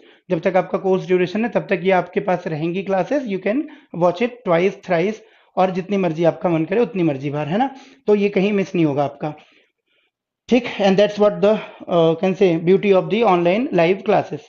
यही खूबसूरती है इस कक्षा कार्यक्रम की, इस प्रोग्राम की, कि ऑफलाइन क्लास जब हम क्लासरूम एक्टिविटी के अंदर सीखते हैं जाके, तो वो कहीं ना कहीं छूट जाता है हमसे, है ना, किसी दिन नहीं जा पाए तो। यहाँ पे बिल्कुल नहीं छूटने वाला, आप उस समय देखोगे तो बहुत बढ़िया, नहीं देखते हो तो बाद में देख सकते हो, डाउट भी अपने बाद में क्लियर कर सकते हो। तो ये हो गया असेसमेंट एंड इवेल्युएशन, ये समझ आ गया। इसमें बहुत सारे छोटे छोटे टॉपिक्स होंगे जो हम पढ़ने वाले हैं, ठीक। मैंने आपको ब्रीफ किया थोड़ा सा। इसके अलावा भी इसमें है, जैसे टेस्ट है, टेस्ट कैसा होता है, अब उसके अंदर आप देखोगे कि भाई अलग अलग प्रकार के रिटन टेस्ट होते हैं, ओरल टेस्ट होते हैं। रिटन में आप जाओगे तो आप देखोगे तमाम प्रकार के क्वेश्चंस होते हैं, है ना। रिटन में भी आप देखोगे तो very short answer type question होंगे, शॉर्ट आंसर टाइप क्वेश्चन होंगे, डिस्क्रिप्टिव क्वेश्चन होंगे। उसी को फिर हम क्लासीफाई करेंगे क्लोज एंडेड, ओपन एंडेड। यानी कि क्लोज एंडेड का मतलब क्या हो गया, बंद अंत वाले प्रश्न, और ओपन एंडेड क्या हो गया, मुक्त अंत वाले प्रश्न। ज्यादा बेहतर होते हैं ओपन एंडेड क्वेश्चंस। उसी में जब हम क्लोज एंडेड पढ़ेंगे तो हम उसमें ट्रू फॉल्स क्वेश्चंस पढ़ेंगे, राइट रॉन्ग क्वेश्चंस पढ़ेंगे, हम उसमें very short answer type questions पढ़ेंगे, हम उसमें कहीं ना कहीं मैच द फॉलोइंग वाले क्वेश्चंस पढ़ेंगे, मल्टीपल चॉइस क्वेश्चंस पढ़ेंगे, ठीक। और जो ओपन एंडेड क्वेश्चन होंगे उसको भी हम देखेंगे कि कौन से हो सकते हैं। इसी तरीके से फिर आप फीचर्स ऑफ गुड टेस्ट यानी अच्छे परीक्षण की या अच्छे परीक्षा की विशेषताएं क्या होती हैं पढ़ोगे, उसमें भी क्वेश्चंस रहते हैं। वैलिडिटी है, जैसे रिलायबिलिटी है यानी वैधता क्या है, विश्वसनीयता क्या मतलब क्या है, कॉम्प्रिहेंसिवनेस यानी कि व्यापकता क्या होती है परीक्षा की, ठीक। ऑब्जेक्टिविटी परीक्षा में होती है, इसका मतलब क्या है, वस्तुनिष्ठता। तो ये सारी चीजें भी हम इसमें डिस्कस करेंगे। और क्या पढ़ेंगे देखो, तो एक आपका हो जाएगा बड़ा इंपॉर्टेंट बात, राइट टू एजुकेशन। इस पे क्वेश्चंस बहुत रह रहे हैं। राइट टू एजुकेशन 2009 में आया था, तो कानून का नाम क्या हो गया, राइट टू एजुकेशन 2009, ठीक है। शिक्षा का अधिकार अधिनियम 2009, जिसमें कि basically free and compulsory education की बात की गई है 6 से 14 साल के बच्चों की, और डिसेबिलिटी वाले केस में कितने साल के से कितने साल तक, 6 से 18 साल तक। तो ध्यान रखना, ये बड़ी क्वेश्चन भी आया था ये, है ना। तो 6 से 14 साल सभी के लिए, अप टू एलिमेंट्री लेवल, है ना, अप टू एलिमेंट्री लेवल। ये हम डिस्कस करेंगे वैसे तो डिटेल में, अभी तो हम सिलेबस ही बात कर रहे हैं। एलिमेंट्री लेवल, है ना, एलिमेंट्री क्लास यानी कि 6 टू मतलब अप टू 8th क्लास, है ना, अप टू 8th क्लास आप कह सकते हो, अप टू 8th क्लास, जिसको एलिमेंट्री क्लास भी कह सकते हो, यानी प्राइमरी और अपर प्राइमरी दोनों। तो चाहे बच्चा भले 9 साल में ज्वाइन करेगा लेकिन वो पढ़ेगा 8वीं तक फ्री, भले उसको 14 साल से ऊपर तक पढ़ाना पड़े, ठीक। और 6 से 14 साल के बच्चों को फ्री और निःशुल्क, मतलब फ्री और कंपलसरी यानी कि निःशुल्क और अनिवार्य शिक्षा देने की बात इसमें की गई है, कोई भी बच्चा छूटना नहीं चाहिए। तो ये आरटीई 2009 है, लागू हुआ था 2010 1 अप्रैल से, इस पे हम डिस्कस करेंगे। इसके अलावा एनसीएफ है, नेशनल करिकुलम फ्रेमवर्क। तो अभी रिसेंट जो एनसीएफ है दैट इज 2005, इसके पहले जो एनसीएफ है 1975 का है, 1988 का है, जिसको 1992 में रिवाइज किया गया था, और इसके बाद 2000 का है। तो ये देखो 3 एनसीएफ इसके पहले हैं जो आपको पढ़ने हैं, और जो करंट है वो 2005 वाला है। तो मेनली जो जो चेंजेस इसमें हुए होंगे, 2-2 4-4 पॉइंट इंपॉर्टेंट, वो हमें देखने रहेंगे। मेनली इसको डिटेल में पढ़ना रहेगा। इसमें बाकी सारी बातें भी कहीं ना कहीं समाहित हो जाएंगी, आ जाएंगी पहले वाले एनसीएफ की भी। सिर्फ जो चेंज हुए होंगे उनको हमें यहाँ पे मॉनिटर करके एक बार डिस्कस कर दूंगा मैं आपके साथ, आपको ये पॉइंट नोट हो जाएंगे, आपको समझ आ जाएगा। तो इसमें हमें पूरा डिटेल नहीं पढ़ना होगा, हमें देखना होगा शिफ्ट कहाँ हुआ है, कहाँ चेंज हुए हैं सब्जेक्ट के करिकुलम में, ऑब्जेक्टिव्स में, या फिर एक तरीके से प्रोसेस ऑफ टीचिंग में। मेन जो चेंजेज होंगे, मेजर चेंजेज होंगे, वो हमें ऑब्जर्व करके यहाँ पे समझने होंगे। और 2005 को डिटेल्ड पढ़ना होगा। तो 2005 में जो बातें होंगी वो इन सबका निचोड़ ही तो होगा, तो वो आपको समझना होगा। इसके अलावे देख लेते हैं और क्या। तो एक तो देखो आपका जो एक तरीके से हम बोल सकते हैं NPE, national policy on education, कब आया था? 1986 में। तो 1986 इसके भी कुछ प्रोविजंस इंपॉर्टेंट होंगे, वो पढ़ने होंगे। प्लस एक तरीके से हम देख सकते हैं committees and commissions related to, committees and commissions related to education, यानी शिक्षा से संबंधित जो समितियां हैं और जो आयोग हैं उनके बारे में थोड़ा सा देखेंगे, उनकी सिफारिशों के बारे में देखेंगे जो महत्वपूर्ण होंगी। इधर से मैं इसको हटा देता हूं। इस पे भी क्वेश्चंस रहते हैं, इक्का दुक्का, है ना। जैसे कोठारी कमीशन पे बड़ा क्वेश्चन रहता है, यशपाल कमेटी पे क्वेश्चन रहता है, जैसे लर्निंग विदाउट बर्डन वाला कॉन्सेप्ट है ना। इस बार भी क्वेश्चन थे उस पे बहुत सारे, कि लर्निंग विदाउट बर्डन का क्या मतलब था। तो कई सारे लोगों ने कहा कि भाई बस्ते का वजन कम करना, वो तो था ही एक्सप्लिसिटली, लेकिन उसमें इम्प्लिसिट रूप से अगर आप जाओगे तो उसका मतलब खाली बस्ते के बोझ को कम करना नहीं था। बस्ते के बोझ का कारण क्या है ये देखो। तो कारण ये था कि भाई हम बच्चों को अनायास जो है अनर्गल सूचनाएं रटवा रहे हैं नॉलेज के नाम पे, बहुत सारे फैक्ट्स, फिगर्स, डेटा जो रिलेवेंट नहीं है, जिसमें अंडरस्टैंडिंग बिल्कुल नहीं है, कॉम्प्रिहेंशन का एलिमेंट बिल्कुल नहीं है, अनकॉम्प्रिहेंसिव या इनकॉम्प्रिहेंसिव डेटा है, उसको रटवा रहे हैं। तो उसको कम करने की बात थी। अगर हम इनकॉम्प्रिहेंसिव जो डेटा है, जो कॉम्प्रिहेंडेबल डेटा है, उसको कम कर दें तो ऑटोमेटिकली बस्ते का बोझ क्या हो जाएगा? कम हो जाएगा। वही आंसर करेक्ट भी था। तो हमें ध्यान रखना होगा कि भाई कोठारी कमेटी हो गई, या फिर उसके बाद हम देख रहे हैं यशपाल कमेटी हो गई, है ना, मुदलियार कमेटी है। और अगर आप देखो इंडिपेंडेंस के पहले तो उस पे भी हार्टोग कमेटी पे भी क्वेश्चन आया था, जैसे अभी हाल ही में यूपी वाले एग्जाम में। तो हार्टोग कमेटी हो गया आपका, या फिर सैडलर कमीशन हो गया, ठीक है। तो सैडलर कमीशन हो गया, वर्धा योजना हो गई। ये सारे जो मुख्य मुख्य एक तरीके से शिक्षा संबंधित प्रयोग हैं। मैकाले का रिपोर्ट हो गया, मिनट्स ऑफ मैकाले कहते हैं उसको, मैकाले की जो रिकमेंडेशंस थी, उन सब के बारे में थोड़ा सा हम लोग देख लेंगे, पोस्ट इंडिपेंडेंस और प्री इंडिपेंडेंस दोनों, ठीक है। और एक लास्ट पॉइंट किया जाएगा कॉन्स्टिट्यूशनल प्रोविजंस, कॉन्स्टिट्यूशनल प्रोविजंस। तो आप राइट टू इंफॉर्मेशन में तो, राइट टू एजुकेशन में तो पढ़ोगे ही पढ़ोगे, संवैधानिक प्रावधान। इसके अलावे और कहाँ कहाँ शिक्षा के बारे में क्या बात है, थोड़ा सा ध्यान रखना पड़ेगा कि भाई जैसे शिक्षा सूची कौन सी अनुसूची का विषय है, कौन सी लिस्ट का सब्जेक्ट है, कॉन्करेंट लिस्ट है, स्टेट लिस्ट का है, या सेंट्रल लिस्ट का है। तो क्या आंसर होगा इसका? शिक्षा का जो विषय है वो कौन सी लिस्ट का सब्जेक्ट है? समवर्ती सूची का विषय है, राज्य सूची का है, या केंद्र सूची का है? यस, समवर्ती सूची का है ना। तो कॉन्करेंट लिस्ट का है, ये हमें पता होना चाहिए। अब ये कब कॉन्करेंट लिस्ट में लाया गया? तो 1976 में लाया गया, 42nd कॉन्स्टिट्यूशनल अमेंडमेंट एक्ट के द्वारा, 42वें संविधान संशोधन विधेयक 1976 के द्वारा इसको राज्य सूची के विषय से हटा के शिक्षा को किसमें डाल दिया गया? समवर्ती सूची में। Earlier it was in state list, it was the subject of state list, but in 1976 by 42nd constitutional amendment act it was shifted to concurrent list. तो ये हमें पता हो। फिर हमें पता हो कि भाई अर्लियर जो आर्टिकल 45 था वो 6 से 14 साल के बच्चों की शिक्षा के लिए डीपीएसपी के रूप में, directive principles of state policy के रूप में गवर्नमेंट को एक गाइडलाइन देता था। जब वो फंडामेंटल राइट के रूप में 21A में आ गया तो वहां पे फिर अप टू 6 हो गया, यानी कि अब 45 में जो है वो 6 साल तक के बच्चों के लिए एक तरीके से माता पिता की जिम्मेदारी की और सरकार की जिम्मेदारी की बात करता है कि सरकार अप टू 6 ईयर्स के जो बच्चे हैं, 0 से 6 ईयर्स, उनकी देखभाल करने पे ध्यान देगी, उनको पौष्टिक भोजन वगैरह मुहैया कराएगी ताकि वो बच्चे कल को शिक्षा ग्रहण कर सकें। तो इस तरीके से वहां चेंज हो गया। राइट टू एजुकेशन के अंदर जो हम पढ़ेंगे तो हम देखेंगे कि आर्टिकल 21A के अंदर जो है शिक्षा को शामिल कर दिया गया। कब किया गया? तो 86th अमेंडमेंट एक्ट, 86वां जो संविधान संशोधन है 2002 का, उसके द्वारा किया गया। तो ये सारे जो कॉन्स्टिट्यूशनल फैक्ट्स है ना, अल्टीमेटली ये सालिनी समवर्ती सूची, वो हम लोग को पढ़ना रहेगा।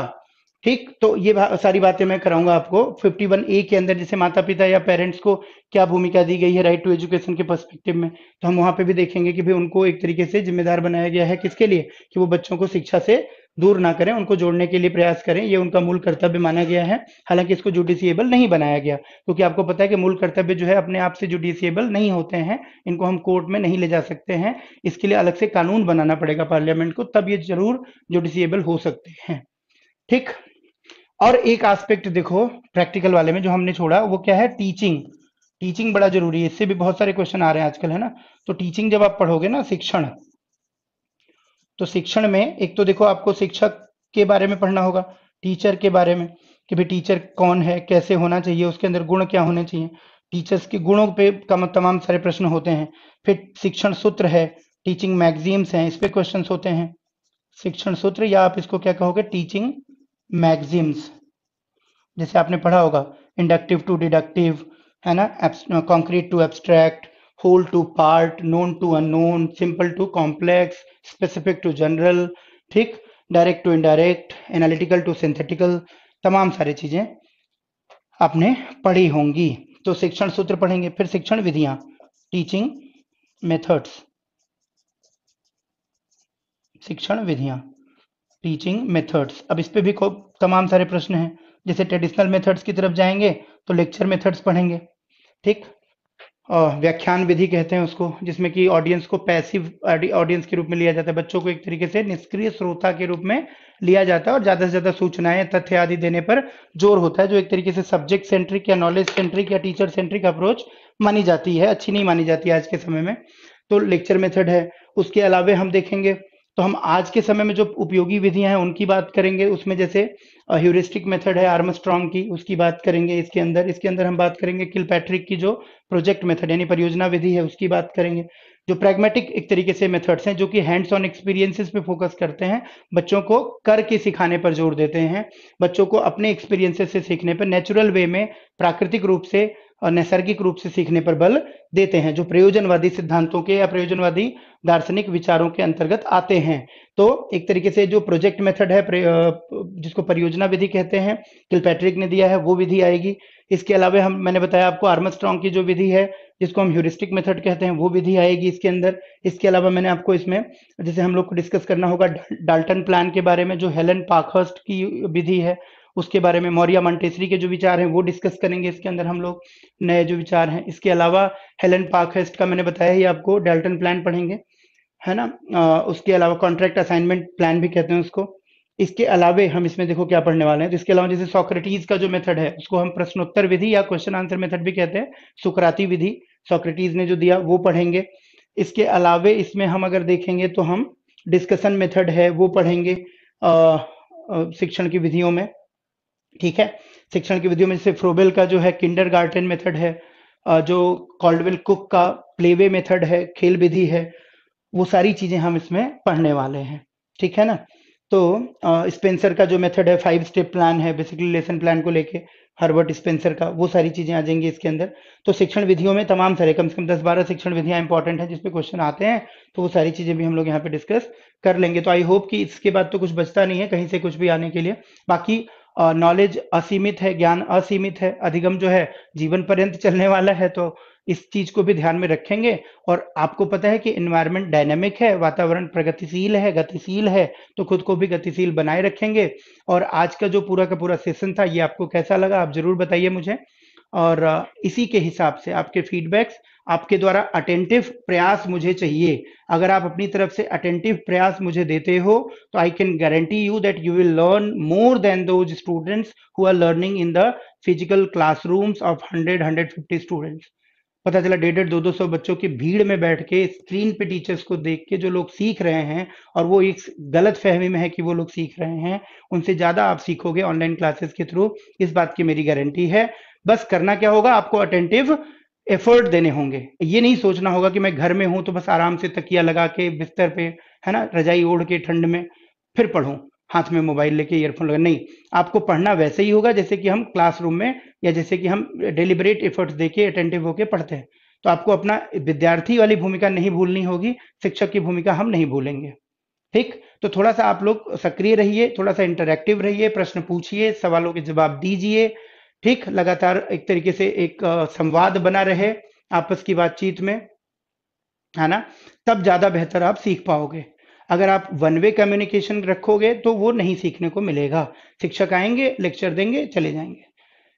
तो लेक्चर मेथड मैंने अभी बताया कि is not appropriate now days, है ना? लर्नर सेंट्रिक होना जरूरी है, और लर्नर सेंट्रिक कब होगा? जब लर्नर्स के फीडबैक हमें लगातार मिलते रहेंगे। तो now let's make these classes very effective, let's produce maximum results, and for that obviously I will urge you to be attentive, participative, and obviously do the needful efforts. जितनी भी मेहनत करनी पड़ती है, लेट्स डू इट, है ना? उसमें पीछे नहीं हटते हैं। बाकी अगर सब कुछ हम बढ़िया करेंगे तो निश्चित रूप से हमारे साथ अच्छे परिणाम मिलेंगे हमें। ठीक, तो इसी बात के साथ आज की कक्षा यहीं पे समाप्त करते हैं, आज का क्लास हम यहीं पे फिनिश आउट करते हैं। Let's finish it out here. ठीक है, thank you so much, have a nice day, and my self Shivam signing off now, thank you. हमारी ऑनलाइन क्लासेस जारी हैं। डिस्क्रिप्शन में दिए गए वेब लिंक पर क्लिक करके आज ही अपना स्थान सुरक्षित करें। Our online live classes are started. Join it now by clicking on web link given in description. Thank you.